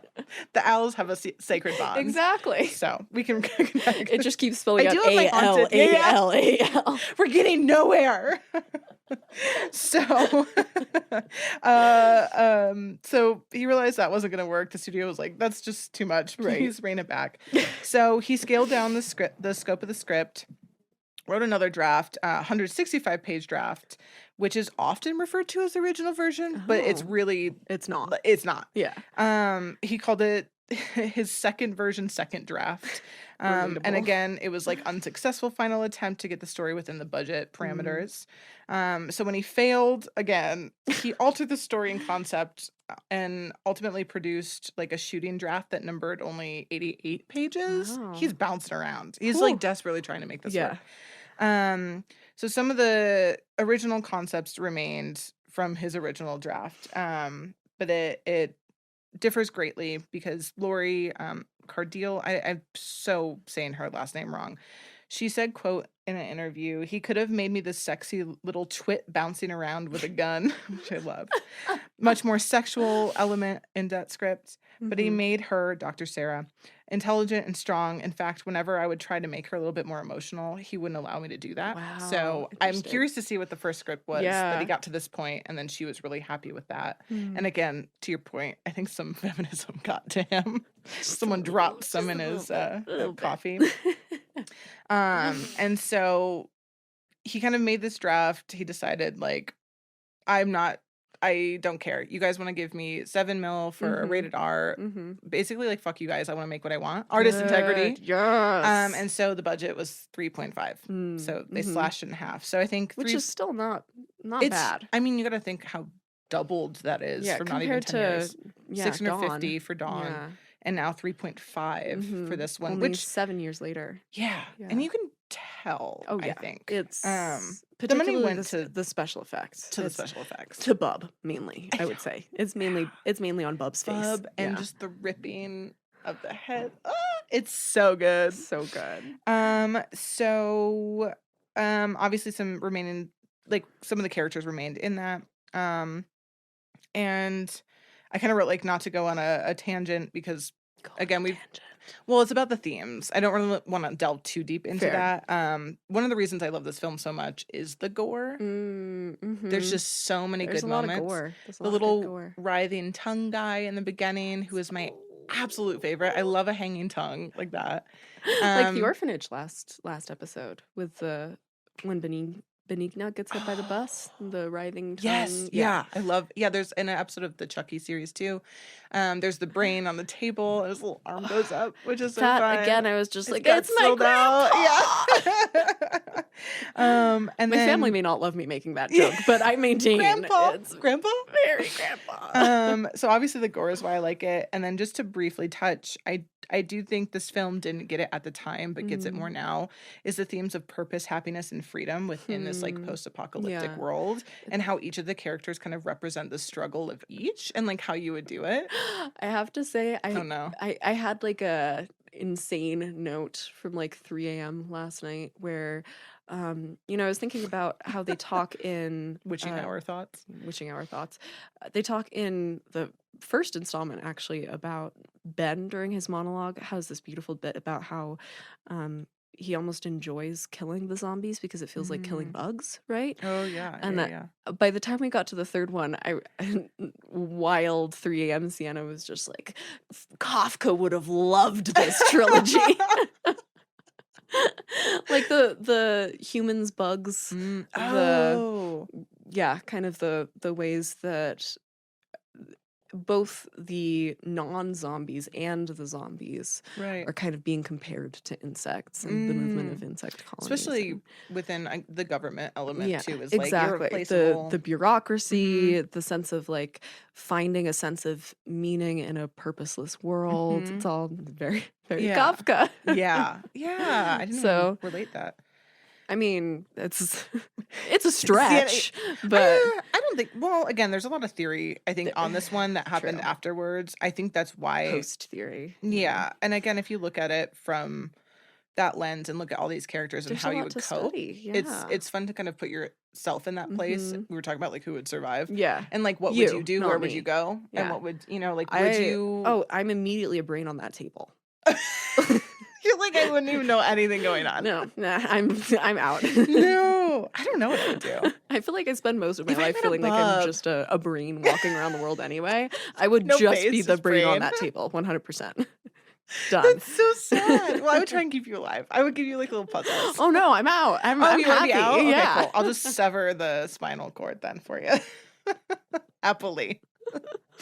So again, I don't want to get too much into that. I just think the idea of having each character kind of represent like either control or Mhm. happiness, problem solver, Right. denial, like and then even like Bub having the free will Mhm, aspects mhm. of him too. I just Yeah. I love Bub. It's on my list of tattoos to get. I want to A get a Bub little heart tattoo? with like an old trashy heart that just says Oh, like a Bub. mom style. Yeah, I love that. Bub Love so Bub. much. So going on to some production notes. Mhm. All the above ground scenes were filmed in several locations in Florida, like I said, Mhm. where George Romero was living at the Mhm. time. I wrote you could tell by the alligator who there is in the beginning. The large column building in the opening scene was filmed in Fort Myer and is now an art museum, but it used to Oh. host the annual Zombie Fest known as ZombieCon. So funny. I which is wrote down cute. for Dawn of the Dead, one of the locations, I think it's the police station near the beginning, is now an art gallery as well. Oh, which funny. is very Oh, like, weird. oh, the gentrification. Yeah, yikes. Yikes. Don't love it. So and then all the underground this I find really cool. So all the underground scenes were filmed in a former mine shaft located near Wampum, Pennsylvania. So they did kind of go back to Pennsylvania for some stuff. Cool. And was converted into a long-term storage facility, which is spooky. And they like have a bunch of documents. They're called the Storage for Gateway Commerce Center, and referred to as the Subsurface Storage Facility. I don't know. Ugh. It feels ominous. That feels Just like saying. a cover for something. Yeah. Why do you need a mine shaft for that? That seems like where you store Imagine being nuclear like, I have to go. waste, like- Jan, can you go to the basement to get some papers? And she's like, it's just okay. down into the and mine she's shaft. like walking. Yeah, just She like puts her hard hat yeah. on. She takes like a little crank elevator to get down there. The Grabs her paper's dirty. pickaxe. Jan, I told you, wear gloves. Damn it, Jan. Just go into Damn It Janet from Rocky Horror. Yeah. And so I wrote, and you may be asking yourself, was shooting in an old mine a problem for the cast and the crew? To which I say, why, yes, Sienna. Yes, it was. You may ask yourself. But not for the reasons you may think. So although it stayed like a constant temperature about like 50 degrees, Mhm. it was actually the high humidity that got to them. So funny. they had so many mechanical and electrical issues Wow. due to the humidity, the levels of humidity, which you think cool. Yeah, you would not think that humid. would be better. Yeah. I guess there's some leaky walls. It's Florida. It's yeah. Oh, wait, no, this is This is Pennsylvania. But you gotta think you're underground. Yeah. There's like water it's the earth, you know? The earth, water. And not to mention the location was also super remote. Oh. So they also had to have little crew sleepovers and stay in the Aw, mine how shaft. cute. Which is, Ika, I know, I was like cute. little summer camp. I wrote like big slumber Yeah, party, I love it. which would be so spooky Oh yeah, in an old mine. Oh, I would do it. I would absolutely sleep. Oh in yeah, an yeah, old yeah, mine, yeah. I'm like, you don't have to pay me for this. Like, give me a little cot and No. I'll be down in Fuck the. I'll be in yeah. like in the little room that's like his little island room that he like opens up. Yes. What do they call it? They call it like Love. Yeah, they the had a name for Ritz or it. something. Like, Something welcome like to that. our Yeah. Ritz. Yeah. Some other fun production notes I have is, according to Lori, who played Dr. Sarah, Mhm. the first attempt to shoot at the beginning dream scene where the zombies' arms like suddenly spring out of the walls. Very Repulsion, the Roman Polanski film, unfortunately. Oh. That's the first film I know of that has a shot of arms coming through a wall like that. So just shout they out do to it a that. couple times, and I feel like Mhm. it's just It's very they do it a lot in this. I'm gonna be honest. Yeah. They really like the way that looked. Which is interesting because I think it's the only dream sequence we get in any of these three. Is that image? Everything else is pretty grounded. Yeah. And it also reminds me of Labyrinth for some reason when she falls. Sarah falls. Oh, another Oh, Sarah. She falls down there the you thing and go. grabs her. Yeah. So suddenly, like as the arms are coming out, Mhm. they actually the wall they built wasn't sound enough, so they actually ended up like toppling on top of all the extras. So they needed to like redo that. Amazing. During Miguel's sedation, Lori told Anthony to actually slap her. So in that scene that you see the slap, Uh-huh. she was like, "Go for it." Which Oh. I just think she's a baddie. Yeah. On and off love. screen. Love. She also described using the gun during filming as having such a large recoil kick that it Mhm. physically forced her back. Have you shot a gun before, Al? No, I don't know if I ever want to. I have. This is why I would probably It's- die in a. There you go. See, They're this is the only reason why so I would maybe powerful. survive, is because I Yeah, maybe enjoyed together it we'd be good. more than I should. Yeah. I think between the two of us, you've got like one We got skills. survivalist. Yeah. Yeah. One survivalist. Yeah. Quarter of a. Something like that. If you put the four of us in this room Yeah, together, you have we one might survivalist. survive. Yeah. That's why you do it in Travis packs. is shaking his head. He's like, oh, no. he's shaking a no. Yeah. I wrote, No survivor. do you hear that, Siena? What is that? It's What is some it, Al? facts about sound in the film. And I wrote, this joke may or may not land well, but I'm going for it.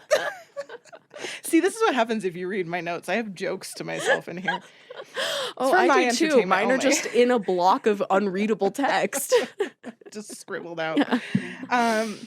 So the zombies Mine are just Dwayne Jones over and over again. That's why they're readable. So the zombies moaning, groaning, growling, Mhm. like feasting, festering, are not all done by sound effects, but the Oh. voice of the talented actor Mark Dodson here, Huh? who played the voice of the Salacious Crumb in Star Wars. Oh my god. He Amazing. also has voiced just a little mogwai by the name of Gizmo in Gremlins. And Gremlins 2, a new batch, which I love. Oh. And then he's done a lot of like games as well. I feel like most Makes voice sense. actors, that's that's the bread and butter. Yeah, that's neat. But I thought it was kind of cool to have a voice love actor brought in that. specifically. I feel For like this. for this, Yeah, and I think it really pays off. it's so 'Cause good. And there's so much more zombie sound in this one. Whereas in the other ones, they Yeah. actually kind of make a point of being like, the zombies do not make sounds. If you hear sounds, it's humans. Which in Dawn, at least, that's very Yeah. like, that's how they know that it's like, Maybe that's why I also didn't like it. I want to hear those guys you want to hear, rumbling, groaning.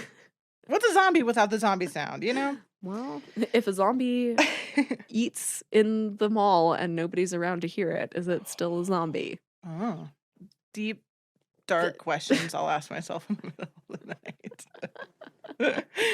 Moving right That's our along. Rorschach test. There you go. Some random sounds that you can hear that you may recognize are Mhm. the alarm, Mhm. which is actually, speaking of the thing, it is from, I was right, 1982, Uh-huh. the thing. It was 1982, not 1985. Look So you at hear that same alarm sound. I was wondering, I had a note here again because I'm all about radiation horror. There was a piece in here, actually it might have been, no, I think it was day.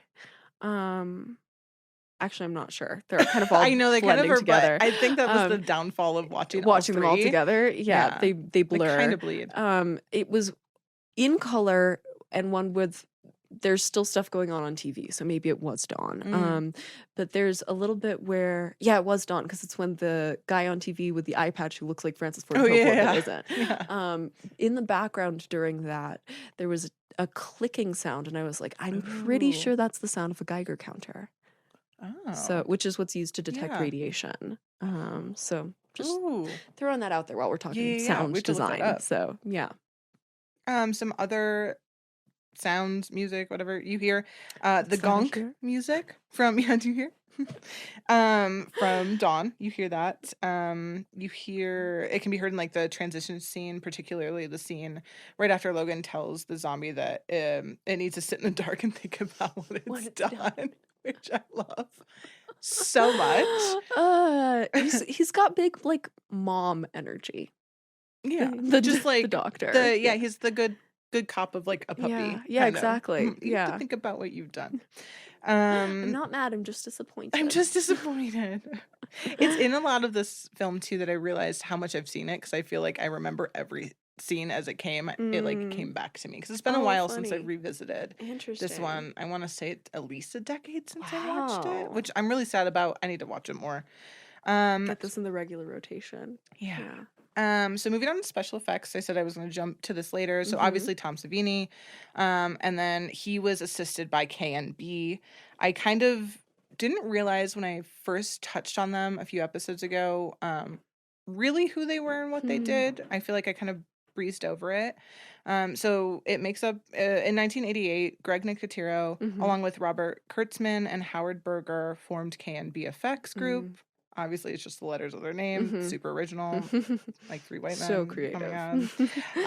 So they created this special effects makeup studio, which has gone now to work on over 400 films and TV projects. They've won so many awards. They've won Emmys, especially on their like 2000 Sci-Fi Channel miniseries, Dune, and then they've won Academy Awards for achievement on the Chronicles of Narnia.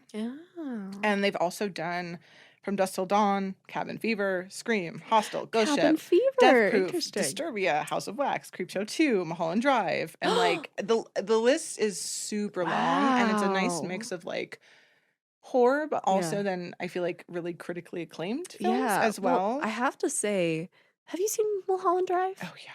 The creature behind the dumpster in Mulholland Drive is still maybe the most effective jump scare I've ever experienced. I don't know if that really stuck with me. Oh, I gotta rewatch Mulholland Drive.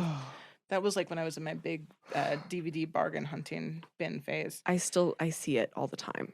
It lives in my brain rent free. That creature. It's. I gotta. I need to think about something else. Fun fact about that too, all of the realistic looking cadavers that they kind of have created in the past got the attention of actor Kevin Costner, who actually hired them to make the animatronic buffalo on Dances with Wolves. So they were kind of happy about that because Nicotero said it was a nice way to get them out of the horror realm and into. Forgot to throw in there, but I believe it's for Night. One of the things that they used for this falling off skin was cadaver wax, like what you actually use on cadavers. Which, if you're on that side of TikTok, it's fascinating watching people that go to school to fill in. Like they'll give them heads with gashes and stuff, and then they have to take the wax and like make them look like put back together again. I feel like I could see a version of my life in which that was the path. Yeah. Oh, totally. Yeah. So some other effects notes that I have is obviously the film's noted for special effects work with this. Tom Savini is just a beast. Genius. So he's won awards specifically for Saturn Award in 1985 for Best Makeup, and then his first time was Dawn of the Dead. He won for that as well. Wow, so for his very first movie, that's impressive. Oh yeah. I mean, he is who he is because he's amazing. That good. Yeah. So they had some problems like within some of the special effects. So they because they were using like blanks, which I'm like, You guys, come on. Yeah. They were shooting blanks and they couldn't catch them on screen. Nothing bad happened anymore. Okay, And they I were was like, like, oh, maybe we. no. So Romero had to animate almost all of the gun muzzle flashes in post production. Funny. Wow. Which, like, again, if we've been doing this since 80 fucking I 5, know. people, there is no reason why anybody needs to use a real gun on set. Hard Ever. agree. Ever. Yeah. Terrifying. Can you imagine? Off the soapbox, but again, we're in No, New stay Mexico. on there. Stay on there. This is we're in New Mexico and we're talking about horror films. It's important. Yeah. Which reminds me, we should cover The Crow sometime. Oh yes. Love The Crow. Oh, so good. And then I have one guts fact, which is they Love a use guts real fact. pig intestines. Oh, it was pig. I love that. So I feel like that I would have to continue the imagine what we realism. saw in Night was probably a combination of like pig, sheep. and human. I don't know. I just really want someone to be like, oh, we had like human parts here. They do have to like disembowel people at morgues. That stuff's just hanging around too. It usually goes to like med school, I believe. Research is more important than horror films, I guess. Is it? Is it? Which brings more joy. Does it spark joy? No. Does this use of guts spark joy? No, we want human guts in film. Sort of petition. What would Marie Kondo tell us to do here? One of my last little fun facts about this, I have some more stuff. But they were on a vacation break during filming, and Greg Nicotero actually used the realistic gruesome like model of his own head, which you can actually see in the laboratory scene, to play a practical joke on his mom. Oh my god, I love And it terrified that. her. That's so funny. I have some fun cameos in Deadverse like Ooh, connections. yes. I'm calling it the Deadverse. Deadverse, versus- yeah. So Pat Logan, who played Uncle Reggie in Night of the Living Dead, actually appears as a bald, mustachioed zombie. Aw. We have William McDermott says all of the shopping malls are closed in the cafeteria scene, Yeah, which is such a obviously callback. reference. Mhm. Your boy Tony Todd, I have in here, auditioned for the role of John. You not know this? No. But he would later play the lead role in the 90s remake, Night of the Living Dead, instead. But yeah. Oh, I thought you knew that one. I was like, I highlighted it, but I highlighted your boy. Tony Todd. Yeah, so he could have been in this in the alternate universe. We did. His we voice see is him. too nice for this. I think so. That's you need He to would have save been that for Candyman. too. He's too good suave in this. Yeah. In this. Yeah. Film. He's I too think. honestly too sexy. Like this is not a film that Sienna's you qualm want. is that. Yeah. The You don't sexiness need in that horror. attractive of people in Yeah. there. Sienna Yeah. will become distracted. Will not know the plot. True. True. We get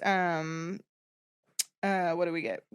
What do we get? Where are we? We also have during like an opening dream sequence that we Mhm. see the zombie's arm attacks Sarah through the wall. One of Mhm. the arms was played by Laurie's real life husband, which I think is really cute. Aww. Maybe the one getting a little too no. He was the one allowed to grab where he wanted. Yeah. So Just picturing him like I have to be one of the Yeah, arms yeah. to make sure none of those other arms get or into they just trouble. needed arms, and she was like, "Baby." Yeah. She's He's like, I know "Yes." somebody with an arm. Yeah, I know some arms. I know some I got an arms. arm. I got some arm people. Again, I know this wasn't the favorite of all of them, but it went on to have some really big pop culture references. Mm. So I think all these films are iconic and Mhm. obviously are referenced everywhere. But Yeah. some of the ones that I thought were kind of cool was the band Gorillaz actually has sampled several audio clips from both Dawn Oh. and Day of the Dead. Interesting. And you can even hear Bub's little zombie grunts alongside some like sound clips and B-sides on a song called Hip Albatross. I'm not a huge Gorillaz Mhm. fan. Or they're good. I just Yeah, don't listen to same. them personally. Yeah. They also have some clips from like Demon Days as well. Funny. There's a deathcore band called Through the Eyes of the Dead. Oh my And they've God. also sampled clips. Oh. There's a Ministry song called Burning Inside. And the studio album is named The Mind is a Terrible Thing to Taste, which I love. Ooh. And so they also sample like the military stations, the warning horns, and a few notes Oh. from the composer of this film as well. Love. And then some like TV. We obviously have The Walking Dead, Yep. which they've all kind of like worked on. But season 4, episode 15, we see Bub as a cameo, and then also we see Wait, the same actor? Or just the I don't believe there's the same actor. a zombie that is meant to look like Bob. Yeah, his Got it. character. This is his Got it, character. got it. Yeah. Cool. So we get like a little homage to that. And then Aw. also in Walking Dead season 7 finale, the tongue zombie makes a little cameo. Aw, And then such most Romero love. I love That's and I was cute. like, that's my favorite one. Yeah. And then also in the first episode of season 3 of Stranger Things, Oh. they like sneak into the cinema and Day of the Dead's playing on Aw, there. I love it. That's cute. Yeah. So again, all these films are like referenced, I'm Mhm. sure, and I'm sure it Oh just yeah, here's the pop impact of the culture. shatter. Well, and again, from that. especially because Night, the original entry, is in the public domain. It's like, Yeah, that's so funny. It makes Yeah. so much sense than why Mhm. everyone samples everything. yep. And then just a last little like was the book Dr. Logan gives Bub is Stephen I King's had this- Salem's Lot, and then yes. they because they were besties. Yes. Yeah. Oh, I wrote that down just to shout out Beastly, just to be like, I'm pretty sure Yeah. Beastly has Salem's Oh, Lot yeah, in Salem's store Lot, it's right great. now. So But yeah, so that's day. It Aw. brought us into the light. we're Just to close us back up into darkness as we wrap this up. I will say one last ostentatious note that I have to throw in there, just like looking at all three of them together. Especially, I thought of it during Dawn, but it really struck me watching all three of them. There's like a very Dante feeling to watching all three of these together. Dante's Inferno, Oh. or the trilogy Inferno, Purgatory, and Paradise. Hand going Um, overhead. Well, particularly at the start of Dawn, you have kind of this group of characters that breaks up, and one group says, we're going up, and they go in the helicopter, and the other group says that they don't want to go up, and they go in the boat. And I was like, oh, it's like you're crossing the river with Charon. There's like some... I mean, this one goes down. The Exactly. zombies come down. Exactly. So it's like there's the different layers of the hell, That makes sense. purgatory, Yep. heaven, journey. Well, they're in it. I don't know. And then they end Yeah. up on an island, and then Yeah, which she's also just like the writing island the of day. the dead. There's Yeah. so there's some They might not make there's it. some stuff. There's Yeah. some stuff there. Yeah, it was fun. I don't know if I want to do 3 again. That was rough. It was rough. It's just a lot to do notes and watch 3 with like a critical Watching 3 in eye. one day is hard. Yeah, so- it is hard, especially when one of those 2 hours and 16 minutes long. And one of them was not my favorite. But talking about other favorites, we can let everyone know what we're gonna do next time. I'm excited for this pairing because this too. is I have not yet seen 2015's The Witch. Yeah. And I might have fallen asleep at some point in it, so I'm excited to watch it again because I did really like it. So. I've had so many people tell me to watch it. Mhm. The Robert I can't- Eggers yeah. one. I know it's Can't believe you probably going to haven't. be up my alley. Yeah. Although who knows, because I hate Midsommar more than apparently almost anybody else on earth. Love Midsommar. We got to talk about that then. So we can- Fucking loathe that movie. I There's a- love yeah. that movie. Ugh, It's one of my let's- favorite movies. I will tear that That's- shit apart. That's you better watch your mouth. That's my wife in that movie. I fucking love Florence Pugh. I better- just hate Midsommar. Okay, Um, that's fair. That's fair. is Again, it- not for you. It's For me. That film is not for me. I have rarely walked out of a theater as angry as I walked Oh out. my from goodness. it. Okay, I was we like have to. raging We have to coming talk out, about but it. Maybe not next time. So Not we're next doing time, the witch but next we're time. doing The Witch, We'll do that and- at some point because I would love to yes, go. I at have it on I that. have hot takes. You're gonna win that battle because you're gonna go into some film theory and I'm gonna lose. and then and we're I'll be gonna like- post it online, and TikTok is gonna come for me. I'll be and like, they're "But gonna be on Florence your Pugh." side. Yeah. That's my only. And then I'm doing The Ritual, which was 2017. Mhm. 2017. 17. Yeah. Yes. So we're kind of doing like a witchy woodsy. Woodsy, which feels appropriate for like it's the start of spring in New Mexico. Things are just starting To do to. Midsommar. That's gonna be next. Yeah, that's. I feel like around May, like May Day, feels Yeah. like very Midsummer. I am timing, just gonna yeah. come in a little flower crown and I will burn you in a little. Perfect. I'll put you in the yellow tent. I'll just bring a yellow tent to put you. There you go. Yellow tent of shame. Yeah, I'll just put you in a little bear suit. It's fine. There we go. It's totally fine. Perfect. Great. But I Come think in, I'm just like suspended from the ceiling. Oh man. I guess with that we On can that start. note, Yeah. Thanks yeah. for listening to Splice and Splatter. The film podcast presented by the Jean Cocteau Cinema in Santa Fe, New Mexico, where classic horror Meets modern gore. And where can you find us? You can find us on all the social medias. You can find us on TikTok, Instagram, Facebook at Splice and Splatter Pod. You can find us on Letterboxd. Yeah, you at can have Splice Splice Splatter. Thanks to George A. Romero. George Al Romero. You can also find us, you can watch full video episodes every other episode on YouTube at Splice and Splatter Pod, and then you can also watch every episode A day early. Yeah, a day early for $5 a month, which I think is Not super bad. cheap. We should also start putting our notes up on there because Oh there's gosh, we stuff in our got yeah. notes If you want to read, let us know. Actually, if you want to read our jokes in our notes, Oh, yeah, good us luck. joking to ourselves. It's tough. We also have yeah. our sources too. So if Yeah, you want to read any of the indeed. articles we've read, and with that, we can thank Warren Langford for giggling at some of the things we say today. Wonderful producer. Wonderful producer. Man behind the camera, Travis Fowler. Yep, also giggling today. And then we got Theo Schaefer, who would be giggling. We don't know. I like created to this imagine music. Theo giggling from the other end of the country. I actually don't even know if he listens to the podcast, but We would hope. He did a bang up job He making did a this really music, bang so up we're job, good. yeah. We listen to him, even if he doesn't listen to us. With that, we'll be right back.